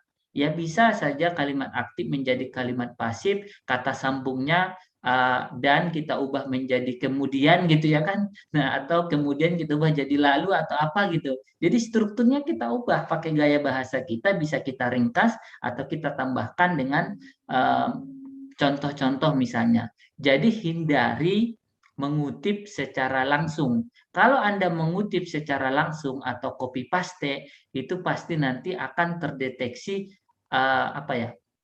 terdeteksi similarity-nya tinggi sehingga artikel Anda dinyatakan adalah artikel plagiat. Loh kok Pak plagiat? Padahal kan saya menyebut sumber kutipannya. Ya meskipun Anda menyebut sumber kutipannya, kalau misalnya Anda copy paste, itu tetap dinyatakan plagiat karena tidak mengubah struktur bahasanya, tidak membahasa ulang apa yang Anda kutip itu. Nah, dan yang kedua, ketika Anda mengubah bahasa dari si penulis sebelumnya, Anda tetap mencantumkan sumber kutipannya walaupun bahasanya sudah berubah. Kenapa? Karena yang dikutip itu adalah idenya, bukan kalimatnya. Ya. Nah, seperti itu. Oke, itu mungkin yang bisa saya tambahkan. Saya kembalikan kepada Mbak Fatin. Ya, oke. Terima kasih. Sudah terjawab ya, Mas Burhan? Iya, Mbak, sudah Mbak. Terima kasih banyak. Sama-sama. Ini ada pertanyaan terakhir begitu dari Mbak Novia Lailatul Syifa. Izin bertanya Pak, di Microsoft Word terdapat fitur juga yang membantu dalam pembuatan daftar pustaka dan citasi Pak. Kalau tidak salah di referen. Nah, adakah perbedaan turunan yang dihasilkan antara Mendeley dan fitur yang di Microsoft Word tersebut? Terima kasih Bapak. Ya, terima kasih Mbak Novia. Ini mahasiswa saya ini. Jadi, fitur insert citation di tab reference yang ada di aplikasi Microsoft Word itu adalah fitur standar untuk mengelola referensi. Ya, fitur standar. Nah, yang namanya standar itu beda dengan yang premium, ya. Artinya standar ya fasilitasnya ya cuma standar toh, banyak kekurangan dan kelemahan yang tidak ada di aplikasi Mendeley. Kenapa? Apakah kita boleh menggunakan yang fitur reference atau insert citation yang ada di tab reference Microsoft Word itu? Ya boleh. Hasilnya nanti pasti sama dengan yang di Mendeley. Nah, tetapi pertama, di situ tidak ada style untuk mengubah body note jadi footnote. Stylenya sangat sedikit sekali. Kemudian yang kedua, kita tidak bisa menyimpan, mendokumentasikan referensi kita, misalnya untuk kita gunakan untuk tulisan yang lain. Kalau kita menggunakan menu insert citation yang ada di tab reference aplikasi Microsoft Word itu, dia tidak bisa menyimpan referensinya. Kemudian tidak bisa menyimpan, kemudian baik di komputer maupun di website, kemudian stylenya juga sangat sedikit gitu ya kan, kemudian kita tidak bisa menandai isi referensi yang kita kutip itu, ya artinya referensi itu sudah capek-capek nyarinya, nanti malah hilang lagi gitu ya kan, kita punya perpustakaan digital. Jadi aplikasi Mendeley ini adalah seolah-olah perpustakaan digital kita yang bisa kita akses melalui web, yang bisa kita akses melalui komputer kita. Nah, sementara menu reference menu insert citation di tab reference Microsoft Word itu tidak bisa melakukan itu karena dia hanya standar minimal saja. Itu Mbak Fatin. Oke, yang bertanya tadi dari Mbak Novia, apakah sudah paham? Sudah, Mbak. Terima kasih, Pak. Ya, sama-sama. Oke, alhamdulillah. Berhubung ini waktunya sudah habis begitu ya teman-teman untuk pelatihan kita kali ini, dan teman-teman juga luar biasa sekali dan antusias banget terhadap pelatihan ini. Mungkin ke depannya jikalau teman-teman mau bertanya dan ingin belajar lagi, boleh tadi nomor yang sudah saya sebutkan, bisa langsung menghubungi Bapak begitu ya, atau boleh nih follow-follow IG, nanti nanya-nanya di DM begitu ya Bapak. Ya, ini Pak, boleh dulu closing statement buat acara kita pada siang ini. Monggo Bapak.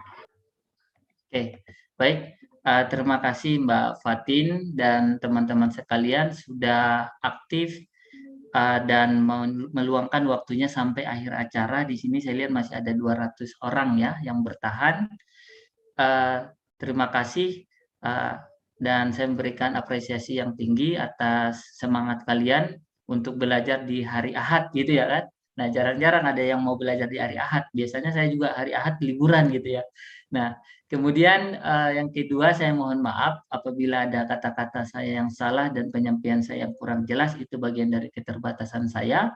Dan yang ketiga, saya bersedia untuk menerima kalau ada pertanyaan dari mbak-mbak saudara-saudari sekalian, bisa hubungi saya, bisa komen-komen di channel YouTube saya, bisa komen di blog saya, atau bisa juga menghubungi saya tadi lewat WA. Nanti insya Allah akan saya balas. Dan terakhir, silakan gunakan apa yang Anda dapatkan pada pelatihan ini sebagai bekal Anda untuk untuk berlatih semakin menguasai cara penggunaan aplikasi Mendeley ini. Karena saya yakin kalau hanya mendengarkan apa yang saya sampaikan itu pasti akan cepat lupa. Apa yang didengarkan pasti cepat lupa. Tapi kalau Anda praktekkan pasti akan lebih lama diingat. Jadi silakan uji coba terus. Nah, pelajari banyak sekali referensi yang menjelaskan tentang bagaimana cara menggunakan aplikasi Mendeley, dan kalau ada kesulitan nanti saya siap membantu saudara-saudari sekalian. Dan terima kasih atas perhatiannya. Wassalamualaikum warahmatullahi wabarakatuh. Waalaikumsalam warahmatullahi wabarakatuh. Pak Hamdan. Ya, terima kasih kepada Bapak yang telah memberikan materi. Mungkin kita boleh memberikan apresiasi, aplaus virtual begitu ya teman-teman. Alhamdulillah sangat luar biasa sekali pelatihan pada saat ini.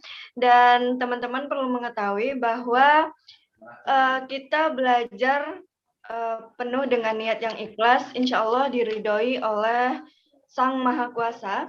Dan intinya tetap semangat untuk terus belajar.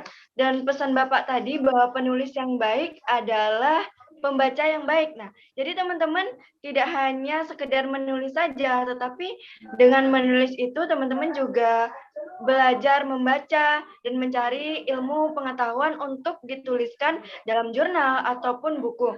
Nah, teman-teman semua, dan perlu diketahui juga karena edukasi tanpa aksi itu adalah sebuah fiksi. Nah, teman-teman di sini jangan hanya saja mau enaknya gitu. Misalnya saya ingin lulus cepat gitu loh, tapi nggak ada usaha, itu kan sama aja bohong. Nah, makanya dengan adanya edukasi ini, adanya pelatihan ini, teman-teman nantinya bisa nerapin bagaimana cara skripsi yang baik, atau pembuatan makalah, ataupun jurnal-jurnal yang bakalan dimuat di online begitu ya teman-teman.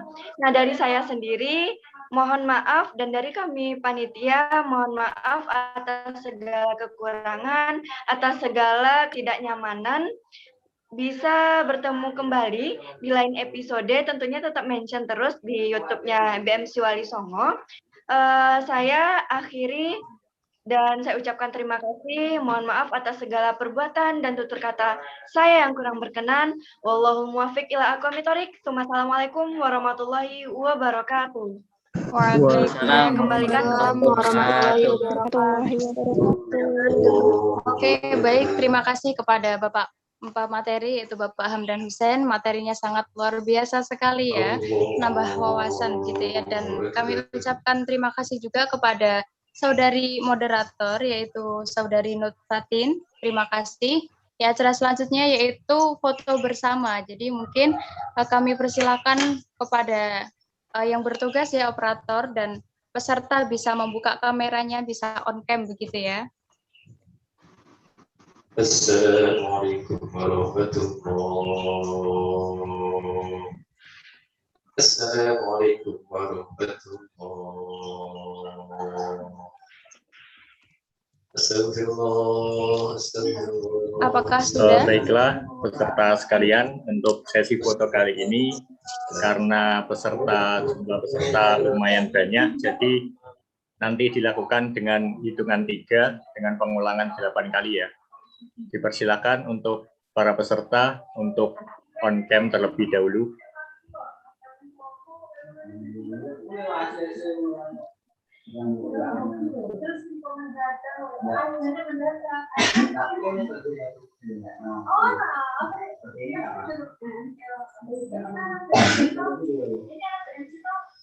Baiklah, saya hitung dari 3. 3, 2, 1. Yang kedua.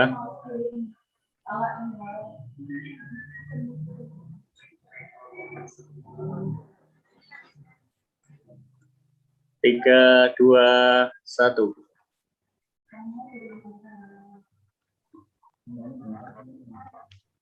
Tiga, dua, satu.